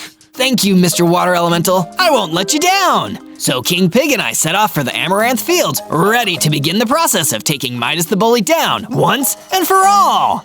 From day 4 to day 5, King Pig and I arrived at the Amaranth Fields. There were enough wide open plains for it to be perfect to make a base. But first, I broke down a tree and made myself a crafting bench and a wooden pickaxe. Then mined into the ground for my first stone blocks. Now I'm feeling less like a baby already. I built myself a furnace, a stone pickaxe, and a stone sword. King Pig, Your Highness, is it alright for a baby to hold a sword? It's okay with adult supervision, Zozo. And I'm 47. Well, okay then. I continued mining and collecting stone and wood until I had enough to start building a basic base, with a room for me and a room for King Pig. It wasn't much, but it will be enough for now. This base is looking good, Zozo. It's not quite fit for a king just yet, but you're getting there. Then, a problem came up. A small swarm of golden devourers tried attacking my base, and I was forced to use my sword to fight them all off. Get out of here, you nasty little critters! I've had enough meanies this week. But when they were defeated, something amazing happened. I had enough XP to level up, becoming a slightly bigger baby with 20 hearts and the ability to crawl up walls. I guess it makes sense for a baby to be really good at crawling. From day 6 to day 8, given a little more confidence by my new power and new hearts, I decided to venture out to the mangrove marshes where I could hopefully learn more about being strong and tough.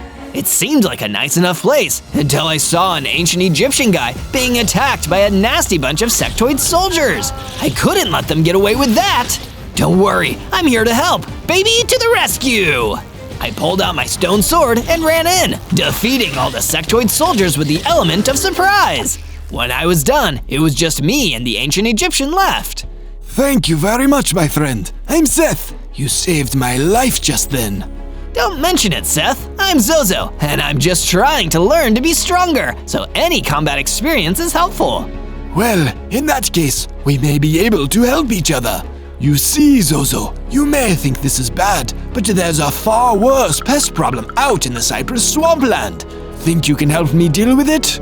Of course! Lead the way, Seth! So Seth led the way, and I followed him. From day 9 to day 10, I followed Seth out into the Cypress swamplands, ready to take on whatever pest problem he was dealing with. I mean, it's only bugs. How scary can it really be? I changed my tune when I saw the pest that Seth was talking about. A giant, terrifying mummy scorpion. Okay, this may be a bit more challenging than I thought. While Seth stood back in the shadows, I pulled out my stone sword and ran into battle with the mummy scorpion. But my sword strikes didn't do any damage. But when the mummy scorpion hit back, it took off several hearts in one hit. I needed to get out of there as quickly as possible. I ran away from the angry mummy scorpion, yelling for my life, until I was out of there. Seth was waiting for me. So, Zozo, did you manage to defeat the mummy scorpion? I'm so sorry, Seth, but I'm still too much of a baby to defeat him. Want to come back to my base in the meantime? I'm sure we can get something figured out. Thank you, Zozo. That's very kind of you. I'll follow you back. And with that, we headed back towards my base in the Amaranth Fields. From day 11 to day 12, I arrived back at my base with Seth and immediately started working on adding an additional house for him to sleep in. Having 2 of my new friends here definitely makes me feel safer. After all, babies shouldn't be left alone for too long. Once I was done with Seth's room, he came over to me to share some exciting news. Zozo, since you were so kind as to let me stay on your base with you, I took the liberty of building you a little upgrade. Come with me, I'll show you. Oh, Seth, you really shouldn't have. That's just too kind of you. He led me over to a new room he'd created, a super cool storage area where we could keep gear, weapons, and supplies. This is awesome, Seth, thank you. This room is gonna come in so handy. Perhaps more than you even know, Zozo. I've come to understand that Midas the Bully is after you. Don't let the juvenile name fool you. He's an extremely dangerous fighter and magic user. To take him on, you're going to need the best weapons you can muster. Feeling inspired by Seth's words of warning, I made my way to a deep cave, not far from my base, and started mining. There, I found some iron ore, which I took back to the furnace on my base and smelted into iron ingots. Before I knew it, I had an iron sword and an iron pickaxe. A baby with an iron sword. This is just crazy, but I guess I'll go with it. And of course, a sword is no good if you don't have supplies. That's why I made a paddock on my base and herded some mystery sheep into it. After all, you never know when you're gonna need the wool. From day 13 to day 15, I wasn't sure what I needed to do to get stronger, so I went to my oldest friend, King Pig. Your Majesty, I'm not sure how to get strong enough to defeat Midas the Bully. I know I've got a better sword now, but I'm still a tiny, weak baby. Well, one of the best ways to grow big and strong is to have a healthy diet, my boy. And for what it's worth, I've heard the delicious apples on the Dover Mountains have particularly special properties. Then I'll head straight to the Dover Mountains. Thank you, King Pig. But the journey up and into the Dover Mountains wasn't easy. Thankfully, due to my climbing ability, I didn't fall, but it still took me a whole day just to get up there. And when I did, I noticed something terrible. There were apple trees, but no apples! Where could they have gone? That's when I turned and saw a massive skulk scorpion creeping towards me. Oh no, the scorpion must have eaten all the apples! It attacked me, and I needed to fend it off with my new iron sword. It was hard work for a little baby, but I still managed to defeat it. And when it went down, it dropped a special Dover Mountain apple. Time for a post-victory snack. When I ate the apple, I immediately started growing and becoming more powerful. I now had 50 hearts and the ability to quickly build walls. I'm one buff baby now. From day 16 to day 19, I wanted to go somewhere a little less challenging than the Dover Mountains, so I settled for the charming Evergreen Hills instead. Wow, the scenery here is lovely! If only I had a book to just sit around and read, this would be the perfect afternoon. And as if by magic, I ran into a book on the ground. I picked it up and saw that its title was The Tragedy of Midas. This sounds like an educational read. I started reading a passage that said, once, the one known as Midas was small and weak. He was picked on and grew to spite everyone around him. He got strong and grew his fortune, covering himself in gold. He then became a bully himself, just like the ones who bullied him. But my reading was interrupted by a gang of Midas the Bully's skeleton jackals that came towards me. Look at that nerd, reading. How'd you like that book, bozo? Is it teaching you how to be less lame? Oh, it's teaching me that your boss is even more small and insecure than I thought. Hey, nobody gets to talk about Midas that way. He's the #1 bully around here. Let's get him, boys. The skeleton jackals attacked me, but this time I wasn't going to run away. With my iron sword, I took them on and defeated every last one of them. When I'm done, their #1 bully is gonna be the world's biggest zero. From day 20 to day 22, while wandering back towards my base in the Amaranth Fields, I was attacked by a group of feral swamp spiders. Thankfully, I was able to defeat them easily with how strong I was getting now. No spider is tough enough to defeat Zozo, even as a little baby. After defeating the swamp spiders, I returned to the deep cave near my base, where I mined some more iron ore. I took it back to my base and used the furnace to smelt it. Then I crafted it into a full set of iron armor. Gotta stay safe out there. With my new sword and my new armor, and with the knowledge that I'd already beaten a skulk scorpion, I went all the way back to the Cypress Swamplands to settle an old score, defeating the mummy scorpion. He won't chase me away this time. I tracked down the mummy scorpion, and this time I defeated him easily. I felt on top of the world, knowing Seth was going to be so proud of me. until Midas the bully himself stepped out of the trees. Feel like a big man for wasting some goofy spider, huh, Bozo? You're still just a tiny little baby to me. Midas, why don't you come over here and fight me rather than just calling me mean names? Fight you? Kid, I'd squish you like a bug. And believe me, I will someday, but not yet. I want you to become more of a challenge first. Later, Bozo. Midas ran away before I could say another word to him.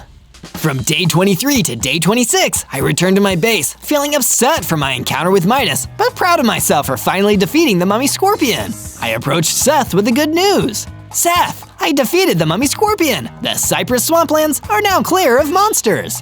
That's fantastic, Zozo. Thank you so much. I'm going to do something to repay you for this. Stay tuned. While Seth went to work on some mysterious project, I decided it was now time to improve my sword. I repaired it and applied the fire aspect enchantment, giving my sword a fiery power boost. Once the upgrade on my awesome sword was done, Seth came and led me over to his gift. He'd built a secret underground safe room under the base. Now, if anyone attacks and they're too strong to fight off, we can hide down here and we'll be safe until they leave. This is an amazing upgrade, Seth, and hopefully we'll never need to use it.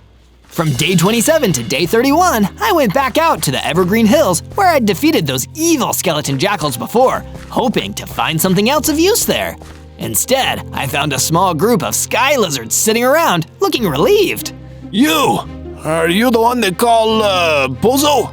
It's Zozo, actually. Well, Zozo, we wanted to thank you. We heard that you destroyed a group of skeleton jackals here, and those skeleton jackals had been hassling us for years. We just wanted to say thank you.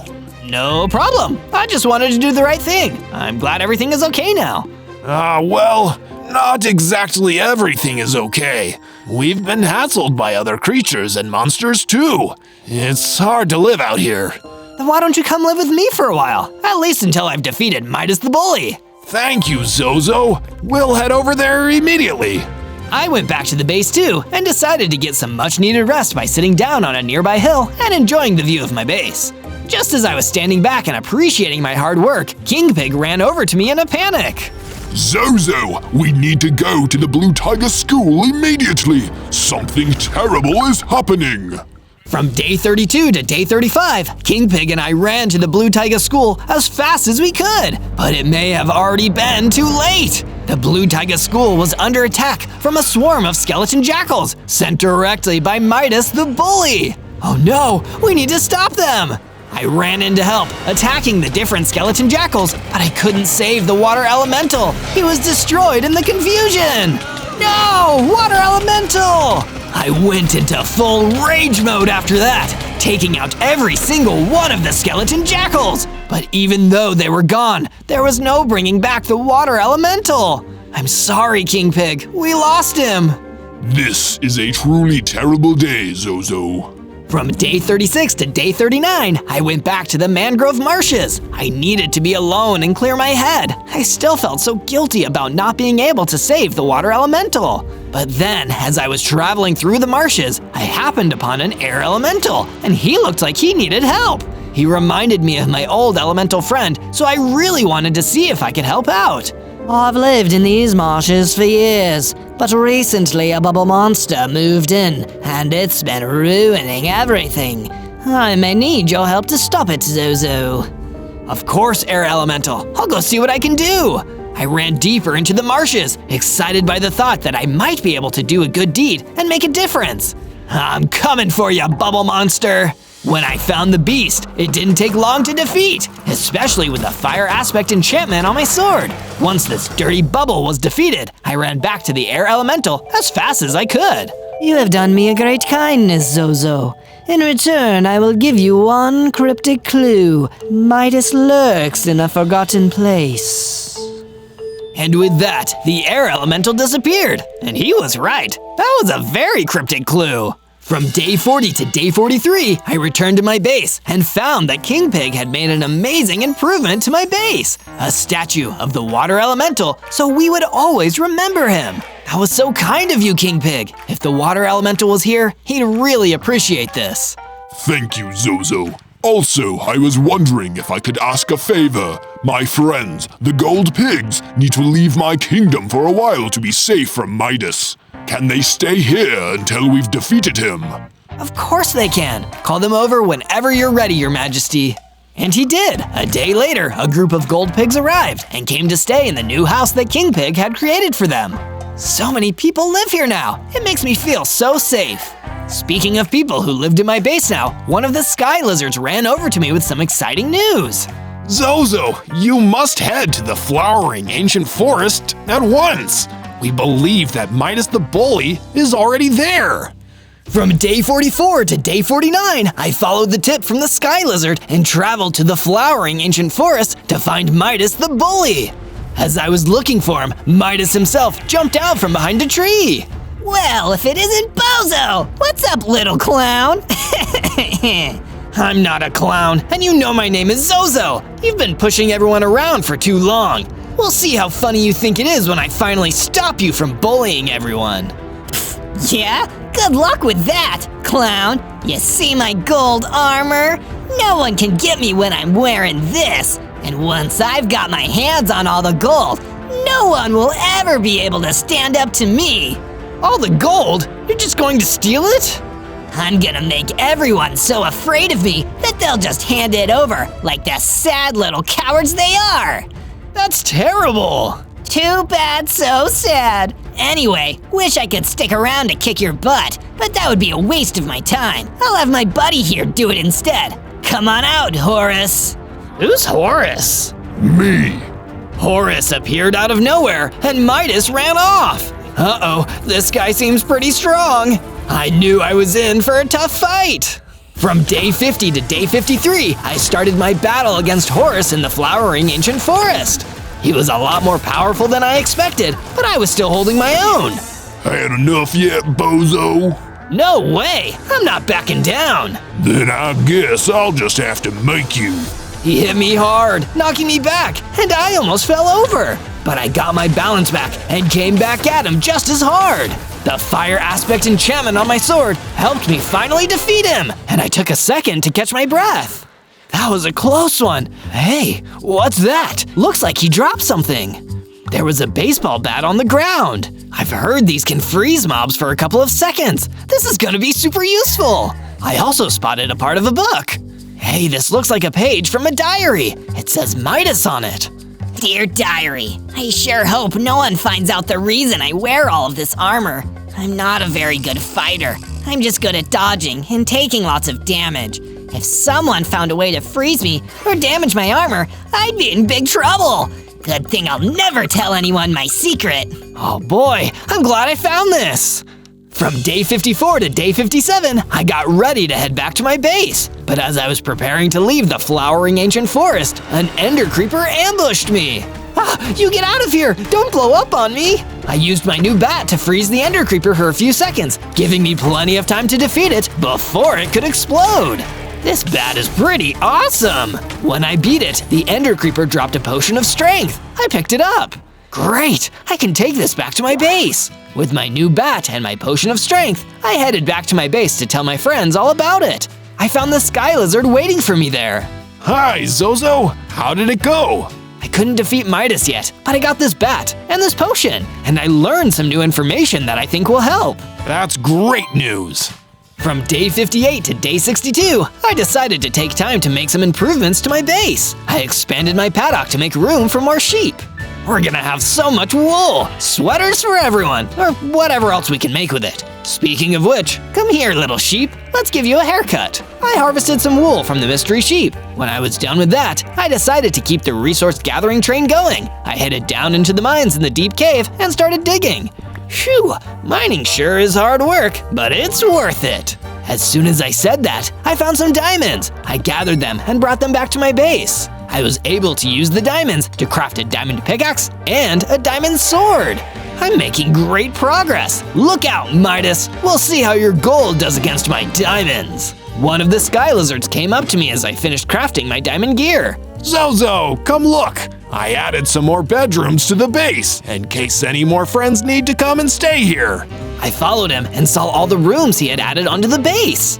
Wow, this must have taken ages. Thank you so much. Anyone who needs a safe place to hide from Midas the Bully can come here now. With the help of my friends, even though I'm a baby, I feel big and strong. From day 63 to day 66, Seth approached me at the base. Zozo, I have information about where Midas might have gone. I heard he likes to stomp on flowers, big meanie that he is. Is there anywhere with lots of pretty flowers he might have gone to? I don't know. Wait a second, maybe you should check the flowering enchanted forest. I traveled to the flowering enchanted forest and kept my eyes peeled for the glint of gold that meant Midas the Bully was hiding there. I didn't see Midas, but I did see a fire elemental running right at me. Zozo, is that you? Oh geez, no, it's Zozo!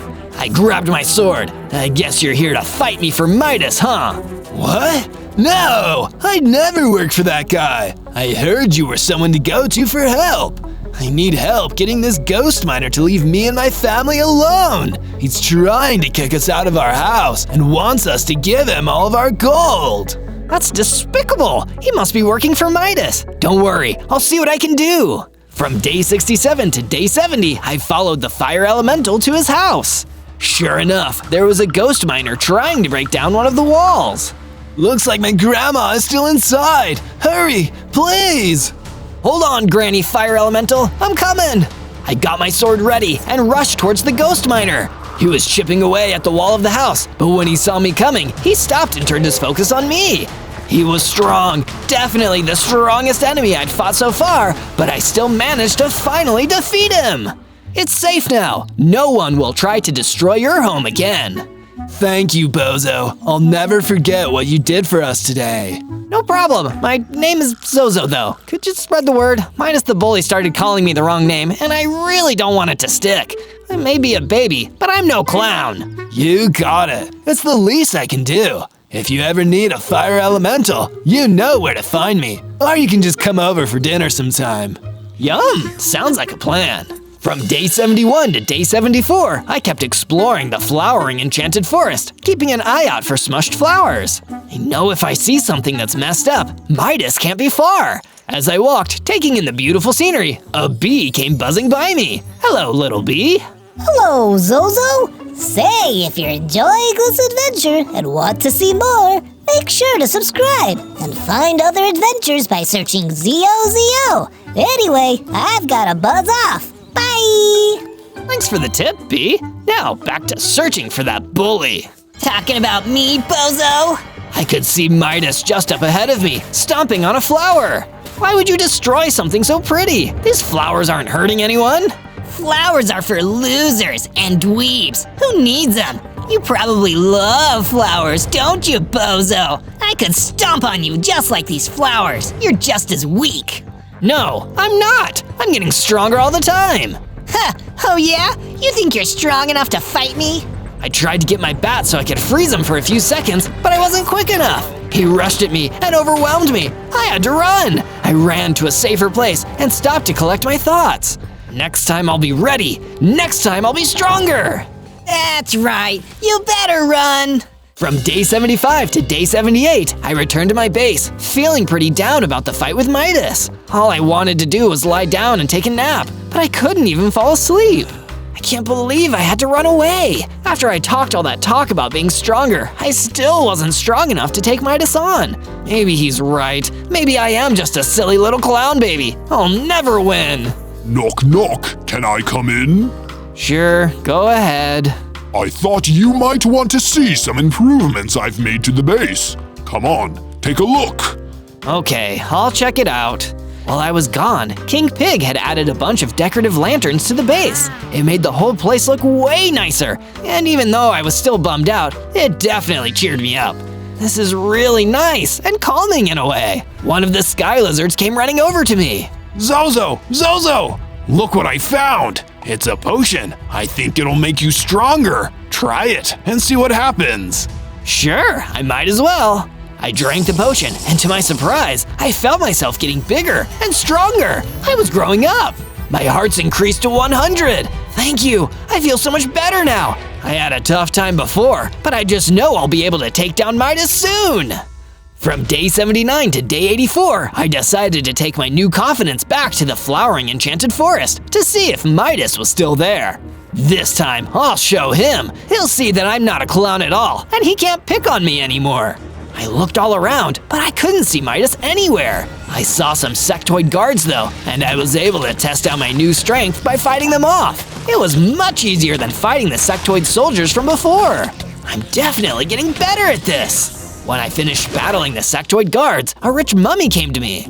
Say, old chap, that was impressive. Tell me, how did you become such a talented fighter? Lots of practice, some special potions, and the support of my friends. Righto! Splendid work, my lad. A warrior of your caliber deserves the finest quality armor. Why, I have just the thing. I don't have any use for it myself. I have so much wealth already. Please, take this netherite helmet and put it to good use. Really? Thank you so much. No trouble at all, old sport. Give that wretched bully Midas what for. Ta-ta! After giving me the helmet, the rich mummy ran away and disappeared. What a weird guy, but this is a really nice gift. It'll help protect me the next time I see Midas. From day 85 to day 89, I returned to my base, only to find that more of Midas the Bully's skeleton jackals were attacking my base, trying to break down the structures. Hey, me and my friends worked hard on those. How dare you? Oh, this was your house? We thought it was just a big pile of trash someone left in the field. It'll probably look better once we're done. You big jerks! I'm not gonna take that! In my pure anger at being attacked like this, I went into a rage frenzy and started knocking them out one by one. But some of them managed to escape during the chaos. I knocked out the remaining ones and decided to give chase. Chasing them outside of my base, I noticed that I wasn't fast enough to catch up. During my chase, I suddenly saw a lone saber-toothed pig just standing around in the field and crying. What's wrong, saber-toothed pig? Those big, mean skeleton jackals came through here, and they called me ugly. And now I feel horrible about myself. Oh no, that isn't fair. For what it's worth, as saber-toothed pigs go, I think you have a certain handsome charm. But at the end of the day, it's what's on the inside that counts. The only truly ugly thing is to be mean to people. You're right, Zozo. Thank you. That made me feel a lot better. No problem, and if you'll excuse me, I need to chase those meanies down. Go get 'em, Zozo! From day 90 to day 94, I chased the gang of skeleton jackals into the Forgotten Forest. Eventually, we found a dead end. I had them backed into a corner. Ready to face the consequences of your bullying ways, skeleton jackals? But they just started laughing at me. You fool! You fell right into our trap! You think we're nasty? Meet Midas's best friend. He's gonna get all the gold now! A huge, buff pigless walked in and the skeleton jackals ran off. He must have been Midas's best friend, and it was certainly scary to be standing in front of him. You can leave now, there's no need to fight. But Pigless didn't seem to listen to me, so I walked in and hit him with my baseball bat. He wasn't even affected. This is gonna be a tough one. From day 95 to day 97, the real fight between me and that huge, buff Pigless began. Every hit from him took down my hearts massively. I was lucky that I had 100 of them, or I would have been doomed. I kept hitting him with my diamond sword until the Pigless was finally defeated. And when he went down, he dropped a book I never expected to see.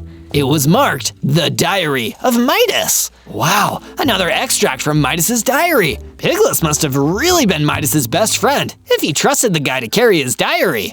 Of course, I opened up the diary and started reading, and I didn't believe what I was seeing inside. It said, Another day trying to get rid of Zozo. I feel like I'm so anxious all the time. It's so difficult to pretend to be big and tough all the time, but it's the only way people will respect you. Zozo, he seems like he's actually strong, and people like him too. I need to get rid of him quickly, or I think he might actually defeat me. I was blown away by what I'd read. So deep down, Midas is the most scared and insecure of all. And he's afraid that I'll defeat him. If he believes I can, then I believe I can too. I ran back to my base, ready to make the final preparations. I was gonna take down Midas. On day 98, I came back to my base, feeling more motivated than ever to complete my quest and end the reign of the overworld's #1 bully once and for all. King Pig, Sky Lizard, and Seth gathered up around me, ready to see me off. It's time, everyone. I'm going to Midas's base to defeat him once and for all and free the land from fear and bullying. Hear, hear, Zozo. You've always looked out for us, and I'm proud of you for seeing this through all the way. You're a true hero for doing this. I agree. Ever since you first saved me from those sectoids and helped me defeat that mummy scorpion, I knew you had it in you to save the world. You've got a hero spirit, and you can do this. But I don't want to send you into the lion's den. Let me come and help you, Zozo. You shouldn't have to do this alone. It's okay, King Pig. I'm gonna do this myself. Knowing all of you believe in me is enough. On day 99, I made my way across the Dover Mountains, psyching myself up for the final battle against the bully who'd been hassling me for 99 days. I can't wait for this to finally be over, so me and my friends can all relax. On my way there, I ran into a yak who was casually grazing. Wish me luck, Mr. Yak. I'm on my way to defeat a major bully. Good luck.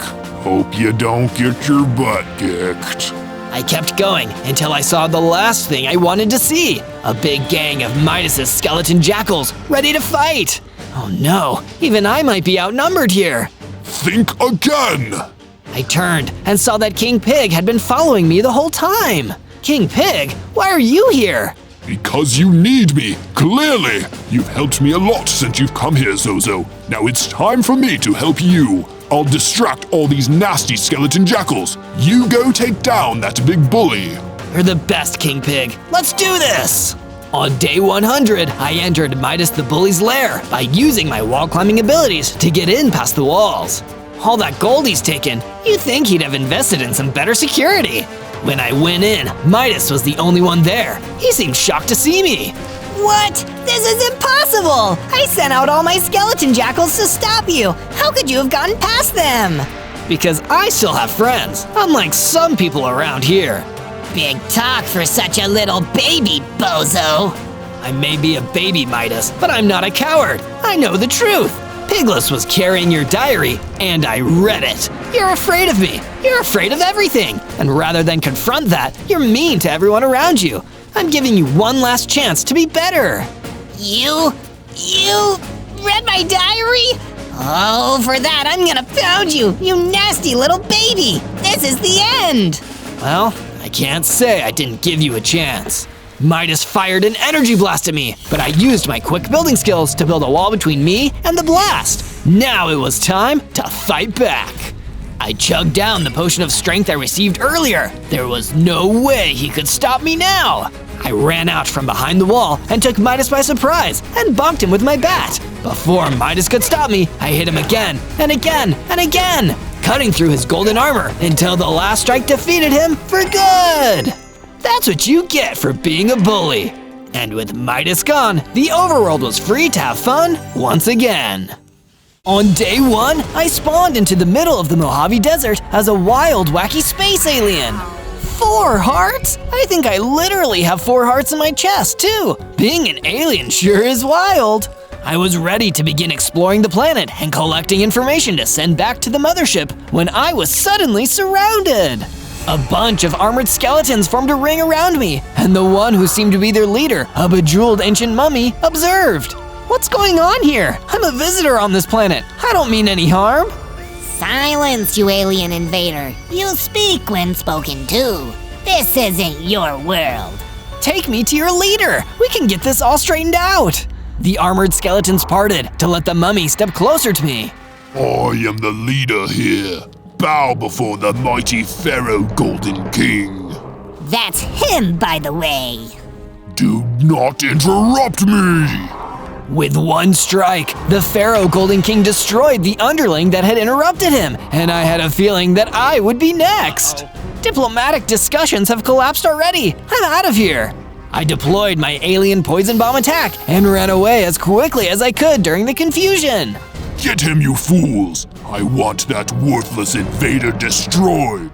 I ran as fast as my alien legs could carry me under the boiling heat of the Mojave sun.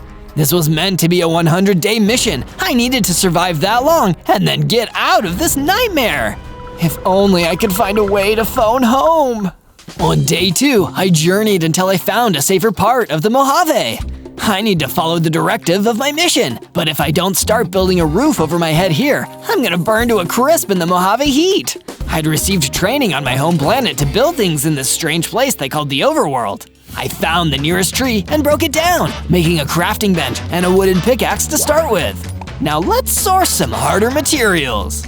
I used the wooden pickaxe to mine into the ground and collect some stone blocks, which I used to craft a pickaxe and a stone sword. Creation and destruction. Awesome! I started crafting myself a basic shelter made out of sandstone, only a living area with a bed and some shade to begin with. 2 days in, I was already so exhausted. I needed this. I took a break to replenish my energy, only to be ambushed by a gang of the armored skeletons who served Pharaoh Golden King. I keep telling you guys, I mean no harm. I'm just here to learn and discuss.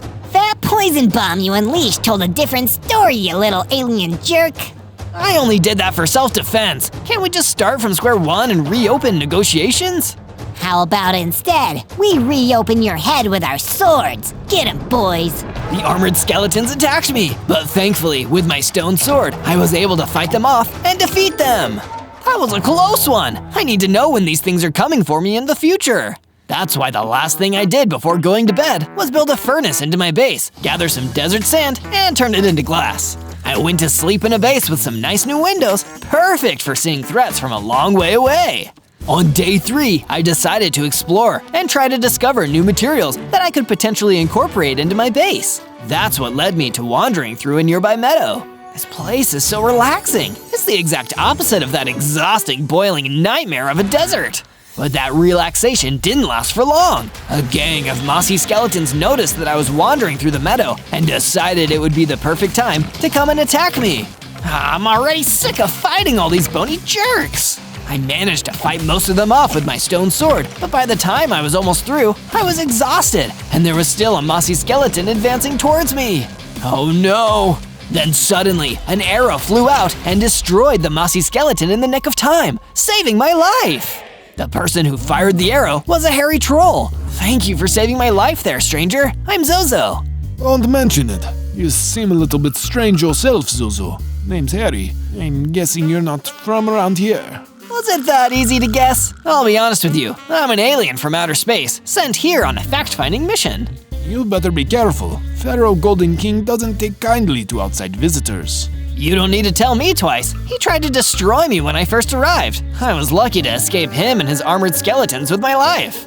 You met him and his guards and survived? That's fascinating. I've never even heard of that before. You must be really something special, Zozo. You seem to know a lot about this. How about you come stay at my base while I figure everything out? Sure, anything to get out of this awful heat. This planet needs AC. So Harry the hairy troll, my first friend on this alien planet, followed me back across the meadow. From day 4 to day 5, Harry the hairy troll and I returned to my base camp in the Mojave Desert. It's certainly sunny out here, I guess. It's not too bad. I haven't been attacked by any giant mutant scorpions or anything. Yet. I am getting a bit hungry though. Trying to push the potential thoughts of giant mutant scorpions out of my head, I set about building new rooms and floors in my base for Harry to stay. He'd already saved my life from hostile locals once, so I figured he might be my good luck charm. How do you like the room, Harry?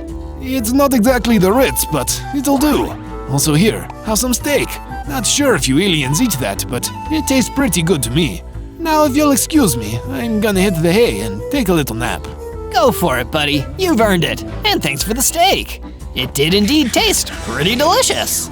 And while Harry was napping, I had to repel another attack from a gang of Pharaoh Golden King's relentless armored skeletons. We return! In the name of Pharaoh Golden King, the almighty, divinely appointed ruler of this world, we will smite you. Smite you until you are no more. Not if I smite you guys first. I fired another poison bomb, disorienting the armored skeletons. Then I pulled out my stone sword and took each and every one of them out. Told you that you'd get smote. I also noticed that the armored skeletons had dropped a new weapon for me, a blowgun that fires poison darts. A long-range weapon, perfect! From day 6 to day 8, I was wandering out through the desert around my base and trying to herd desert rabbits back with me. But my attempts at herding those dusty bunnies were interrupted by another unwelcome guest. But it wasn't just a gaggle of minions this time, it was Pharaoh Golden King himself. Your time is at an end, you extraterrestrial fool. You are facing Pharaoh Golden King, and as such, your annihilation is imminent. I'm not afraid of you. I've defeated plenty of your goons already. How much worse could you be? It's not just me. It's my weapon, the Dead Hand. Its decomposing nature eats through stone like acid. Let's see how it does against aliens.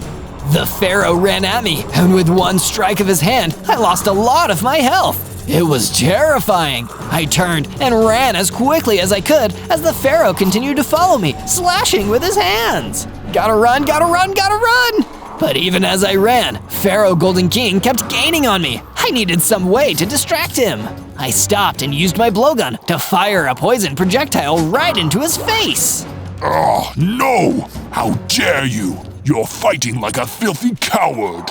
But I'd rather be a coward than destroyed. I ran away as quickly as possible, knowing there was no way I'd be able to face him at my current strength. This dusty old dictator really is a force to be reckoned with. From day 9 to day 10, I returned to my base to settle down and rest after having such a stressful day. Pharaoh Golden King was so much tougher than I thought. But while I was sitting around, moping, Harry the hairy troll came over to deliver some encouraging words. Come on, Zozo. You came all the way across the galaxy to get here. You can't just give up now. But he's so incredibly powerful, Harry. He tried to attack me again, and I barely escaped with my life. But you did escape, Zozo. You escaped twice. Pharaoh Golden King has cut down everyone else who's faced him. But the fact that you got away more than once means something. Yeah, I guess he may have a point there. Head out into the yard, Zozo. I've been building something for you. I think you'll like it. I went outside and saw with amazement that Harry had started building some kind of statue dedicated to me. I couldn't tell what it was yet, but I was already so excited to see how it was coming along. This is so cool. I can't wait to see what it is when it's finished. Do you have any idea what it will be? But that wasn't all that Harry had made for me. He'd also created a huge wall around the base to keep us protected from the attacks of the Pharaoh and his minions. I'm feeling a whole lot better already.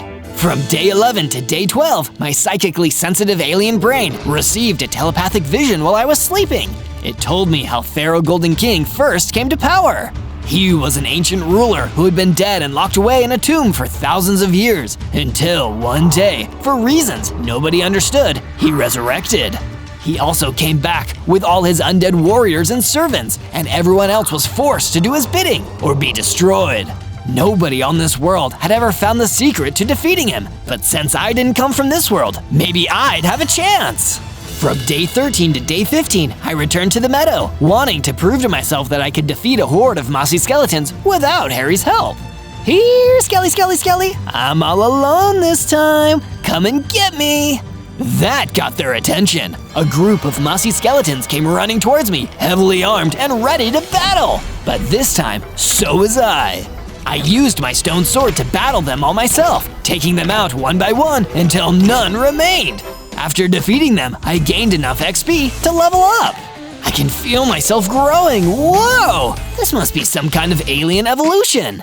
I got bigger, stronger. I now had 20 hearts, and it activated the stealth capabilities of my space skin, allowing me to briefly cloak myself and go unseen. The Pharaoh and his evil undead minions will never see me coming. From day 16 to day 19, I stumbled upon what seemed to be an abandoned mining village. The buildings seemed to be abandoned, so I followed the path to the top of the mountain, where the entrance to the mine seemed to be. I ventured down into the darkness of the abandoned mine. Seeing as I'd gotten a lot stronger, thanks to all my experience, it was the perfect time for my weapon to get stronger too. The data the mothership sent me suggests that iron is a stronger material than stone. I better forge my next weapons and tools out of iron. I traveled further into the mine until I found some iron ore, but it was being guarded by an extremely hostile armored zombie. I really need this iron. I guess you probably won't listen to me asking nicely, right? I turned invisible and pulled out my blowgun. With a few quick poison darts, the armored zombie was defeated. I stormed in and mined all the iron ore I could. Carrying this back to my base is gonna be a real pain in the butt. But when I arrived back at my base, I used my furnace to smelt the ore into enough ingots to make myself iron tools and some iron leggings. Oh yeah, this is more like it. From day 20 to day 22, I got a rude awakening with Harry the Hairy Troll running into my room in a panic. What's happening, Harry? You're freaking me out here. It's the Pharaoh. He's right outside. He got in past the wall somehow. We need to do something. Oh no, I don't think I'm ready for this. You're gonna have to be ready, Zozo. We don't have a choice right now. Without a moment to waste, I ran out of the building and faced Pharaoh Golden King in the courtyard. He was still holding his deadly hand up in the air. You pulled a cowardly trick on me last time, Zozo. Will you fight like a true warrior now, or will you be a coward again? I've been wondering about it. I have an answer for you, Pharaoh. I'll battle you right now. Head on. Let's do this. At least you will be destroyed bravely now. Good boy. The Pharaoh attacked me, and this time I fought back with my iron sword, never backing down, never relenting. After a tense battle, the Pharaoh broke away from the fight. You've impressed me, Zozo. Perhaps you've earned a better death than this. We will meet again! And with that, the Pharaoh fled. He told me he was impressed, but I knew the truth. He was scared. Scared not just of how strong I was, but of how strong I could get. There was hope for me yet. Maybe I won't just leave this planet. Maybe I'll save it first. From day 23 to day 26, I decided to upgrade my gear some more. I gathered up some iron, smelted it, and used that to craft myself an iron chestplate. I tried on my new chestplate, and I definitely felt more protected. Iron armor was definitely a good idea. Between this and how strong I'm going to get, I really think I've got a chance to save this planet. This really has been a heck of an adventure so far. There's always something new in store on this channel. Make sure to subscribe and search Zozo to find more amazing Minecraft adventures. Now, back to my mission. From day 27 to day 31, Harry the Hairy Troll came to see me. Zozo, I've done some more work on the statue. Come check it out. Oh, okay. I followed him and took a look at the statue. I still couldn't tell what it was going to be yet, but it was definitely looking really cool. This is awesome. Thanks, but I wanted to get your advice. I feel like it's missing something. What do you think would make it better? I just want it to be the best statue ever. Maybe it should be a little more colorful? That's a great idea. But what could we use to add some color? How about flowers? There are so many beautiful flowers on this planet. Great! You can find lots of flowers in the meadow. If you go pick some, I can keep working here while you're gone. Sounds like a plan. See you later, Harry. So I headed out to the meadow and started looking around for the prettiest flowers I could find. It smells great out here. Who knew there was so much beauty on this planet? There's so much worth fighting for, and so much I want to protect from the Pharaoh. Just as I said that, I saw some of the Pharaoh's armored skeletons destroying a bunch of flowers. Hey, stop that! We are acting on the orders of Pharaoh Golden King. You presume to defy his word?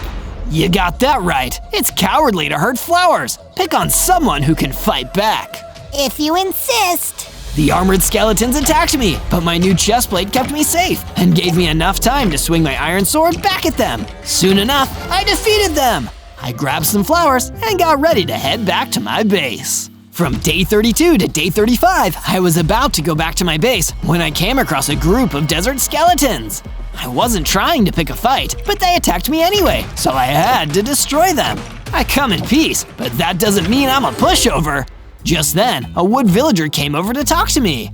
Excuse me, I saw how well you fought those desert skeletons. Could you help me with something important? Sure, what's going on? The desert lord has kidnapped my swamp pig. He claims that as a lord, he has fair ownership of all pets in the area. But that doesn't seem right to me. Maybe I'm wrong. I didn't go to law school. No, you're right. He can't just steal your pet like that. I'll help get your piggy friend back. Oh, thank you. You're the kindest, well, whatever you are, that I've ever met. I'm an alien, but more importantly, I'm Zozo. No time to waste. Let's get that pig. From day 36 to day 39, the wood villager told me where to go to find the desert lord. He was hiding out in a base in the savannah. I followed the villagers' directions until I found the Desert Lord's base. This must be the place. Let's see what the deal is over here. Staying out of sight and making sure the Desert Lord didn't spot me, I crept around the area looking for clues. Inside the walls, I spotted a cage with a swamp pig inside. That must be the stolen pig, but how can I get him out? Just then, the Desert Lord came out of his base. I quickly turned invisible to hide from him as he walked up to the cage. I hope you're getting used to your new home, little pig, because you're never going back to that loser owner of yours. The only way out is this key of mine that I never let out of my sight. So I'd like to see him try to get you back. Just kidding, he won't, because like I said, he's a loser. If I want to rescue the swamp pig, I'm gonna have to get that key. Looks like the only way to do that is to get him to drop it somehow. I know, I'll turn visible right in front of him and scare the pants off of him. He'll be so startled, he'll probably just drop the key. Oh, what a great plan! From day 40 to day 43, I set my plan into motion and worked on getting the key from the Desert Lord. Staying invisible, I snuck up behind him, then became visible again just as he turned around. Boo! Whoa, that was pretty scary. I almost dropped my key, but I didn't because I heard you coming. Fool, you can't best the Lord of the Desert so easily. You know what? I'm getting pretty sick and tired of guys like you who think they can push everyone around just because they woke up one day and decided to be in charge. It's not fair.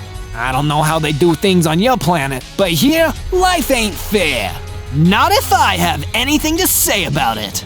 I drew my sword and attacked. For someone who talked such a big game, the Desert Lord wasn't very good at fighting, and before long, I had knocked the key out of his hand. I quickly grabbed it. While I was doing that, the Desert Lord ran away. You haven't seen the last of me. I hope that's not true. Anyway, time to save this pig. I unlocked the cage, and the swamp pig came running out. Let's get you back to your owner. I took the swamp pig back to the wood villager. Thank you, Zozo. Thank you so much. I missed you, Snuffles. Welcome back home. I'll never let anyone take you ever again. From day 44 to day 49, I headed back to my base with the flowers for Harry's statue. Here you go. I hope they give the statue the pop of color you were looking for. These are perfect. Thank you, Zozo. Great! I'll leave you to your project then. With Harry busy working on the statue, I decided to make some improvements to the base myself. I'd like to have a way to keep a better eye on things and make sure no one tries to mess with us. If only I had some sort of tower that I could watch everything from. Wait a second, that's it! With that idea, I decided to build a watchtower. I also extended the walls to prevent the scenario from last time when Pharaoh Golden King just walked in. When I was all done, I went back to check on Harry and see how the statue was going. I used the flowers to add some color. Looks great! What is it though? You'll have to wait and see. From day 50 to day 53, that new watchtower came in handy because I could see the Pharaoh coming with a bunch of his armored skeletons. I got ready to fight them off, but there were a whole lot of them. Zozo, I see you are still attempting to defy me rather than accept your fate. Why don't you come over here and fight me about it? Why should I dirty myself with the work of a peasant when I am the almighty ruler? No, I will watch from afar as my army decimates your little home. He raised his hand, and the armored skeletons swarmed around my base. There were so many of them, I could barely keep up. While I was trying to fight off the skeletons, Harry the hairy troll wandered over, taking a break from his statue building. Hey, what's going on out here? Seize the hairy one. Wait, no one sees me. A bunch of armored skeletons grabbed Harry and ran away with him. I was so busy fighting off skeletons that I couldn't stop them. I'm off to hide your little friend somewhere you'll never find him. No! But it was too late. The Pharaoh was gone, and so was Harry. There were still plenty of skeletons left to fight too. After a while, I managed to defeat them, and even though I was worried about Harry, I couldn't help but get excited. My hearts increased to 40, and I grew bigger and stronger. I gained a new alien ability too, Energy Blasts. From day 54 to day 57, I got to work repairing the damage that the armored skeletons had done to my base. I had to patch up one of the walls. I also added some gates to the walls, since having walls with an open entrance has proven to not be a very effective defense strategy. Now that that's done, I need to figure out how to get Harry back. I wonder who can help me. Hey, that wood villager seemed to know a lot about bad guys who abuse their power. I'll ask him about the pharaoh. I traveled to the meadow and found the wood villager there, frolicking through the flowers with his swamp pig. Hey there, sorry to interrupt, but the pharaoh kidnapped my friend, and I really need to get him back.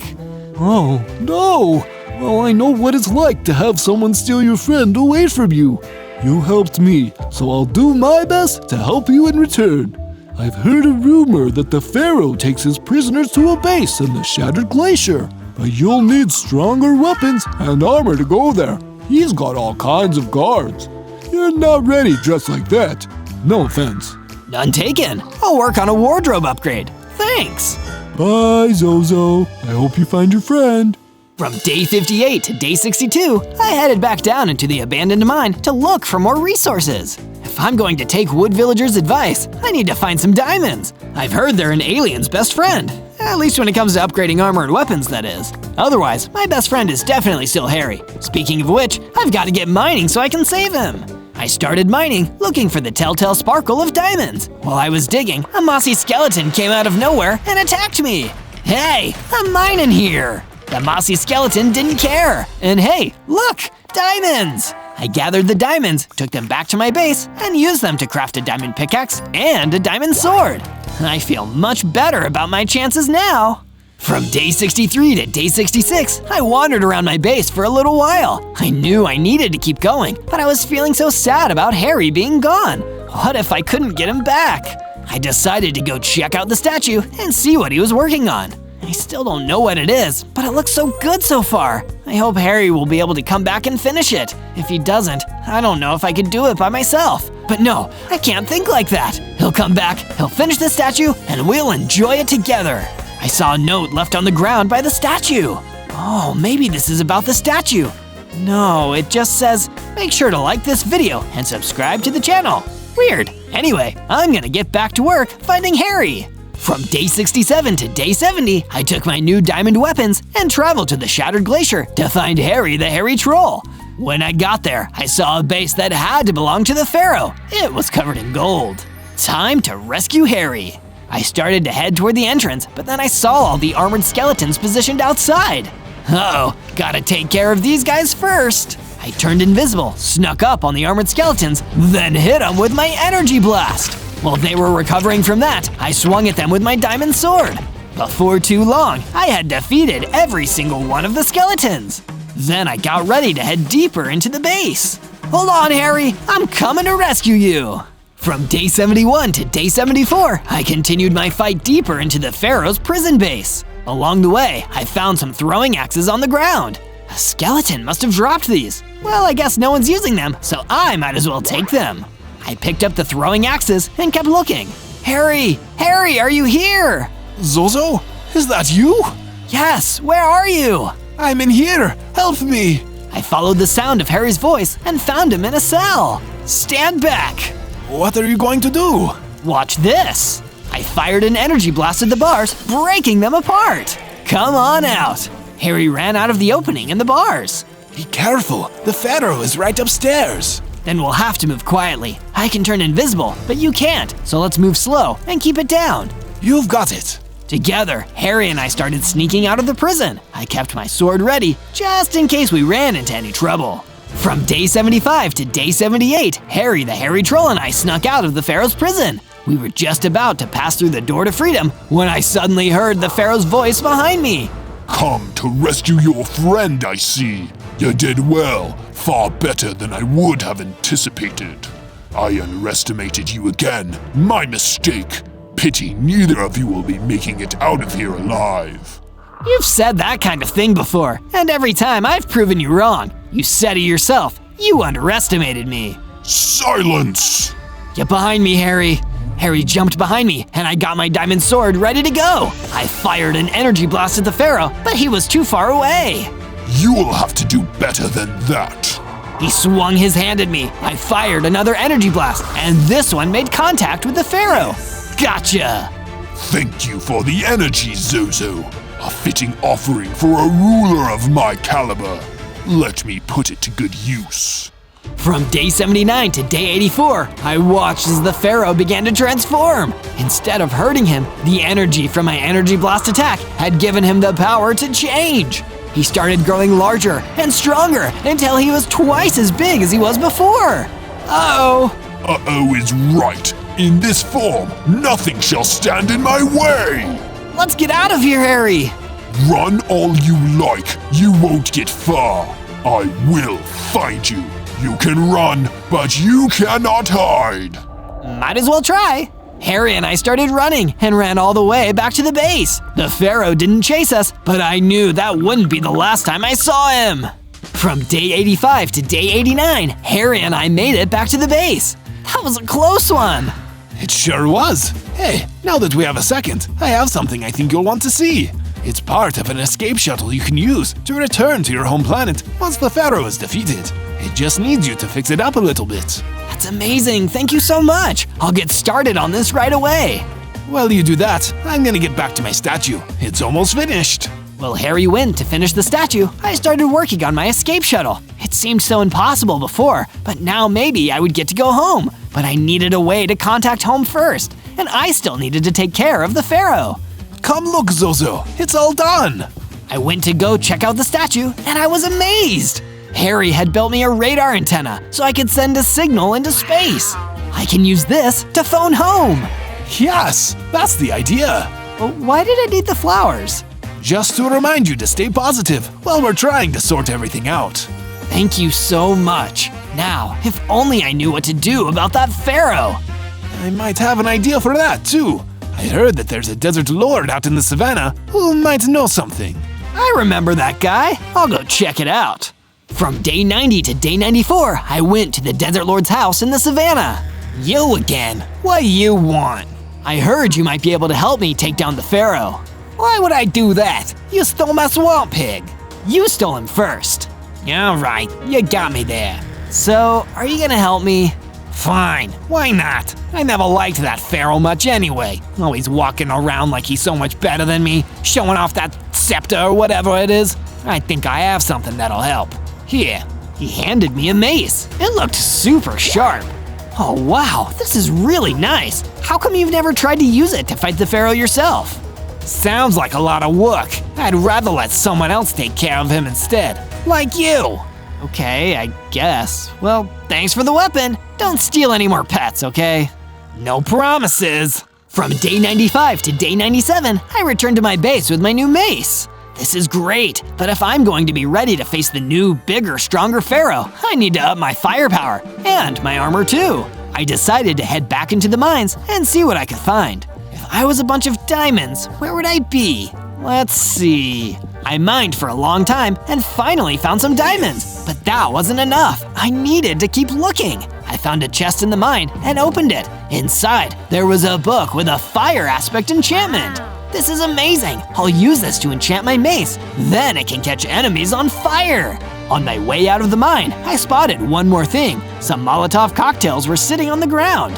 There were even more in the chest next to them. Now that's what I'm talking about. Since I can't use my energy blast without making him bigger, I need to use all of these instead. I took everything I found and headed back to my base. There, I enchanted my mace and used the diamonds to craft a full set of diamond armor. On day 98, I was testing out all my new weapons and equipment at my base. I threw a Molotov cocktail and watched it explode. That's gonna do some damage, for sure.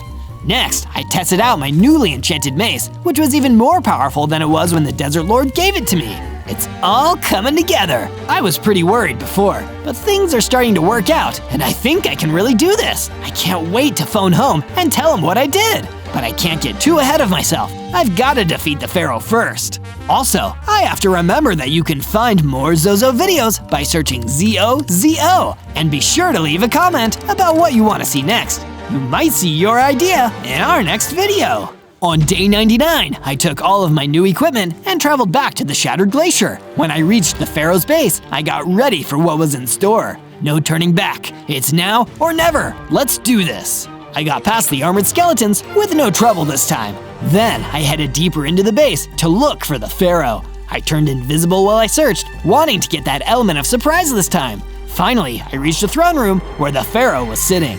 Pharaoh, it's time for us to end this. I appeared in front of him, and he stood up, brandishing his hand. I agree. Time for the best to be crushed, once and for all. You chose to invade this realm that belongs to me. Now you must face the consequences. I let you live for far too long, little alien. Enough talking. I came here to fight. I swiped at him with my mace, and it did some damage, but the fire enchantment also burned him. I attacked and got a good hit in. I also shot a few blow darts at him, but they did almost nothing. Throwing a poison grenade seemed to have some effect, so I kept on swinging my mace. The energy of the enchantment rushed through me, and I felt myself evolving again. I grew stronger, my heart's increasing to 100. I felt something itching in my eyes, like something was about to happen. Suddenly, I fired a laser beam from my eyes. It hit the pharaoh, knocking him back and blinding him. No, that can't be.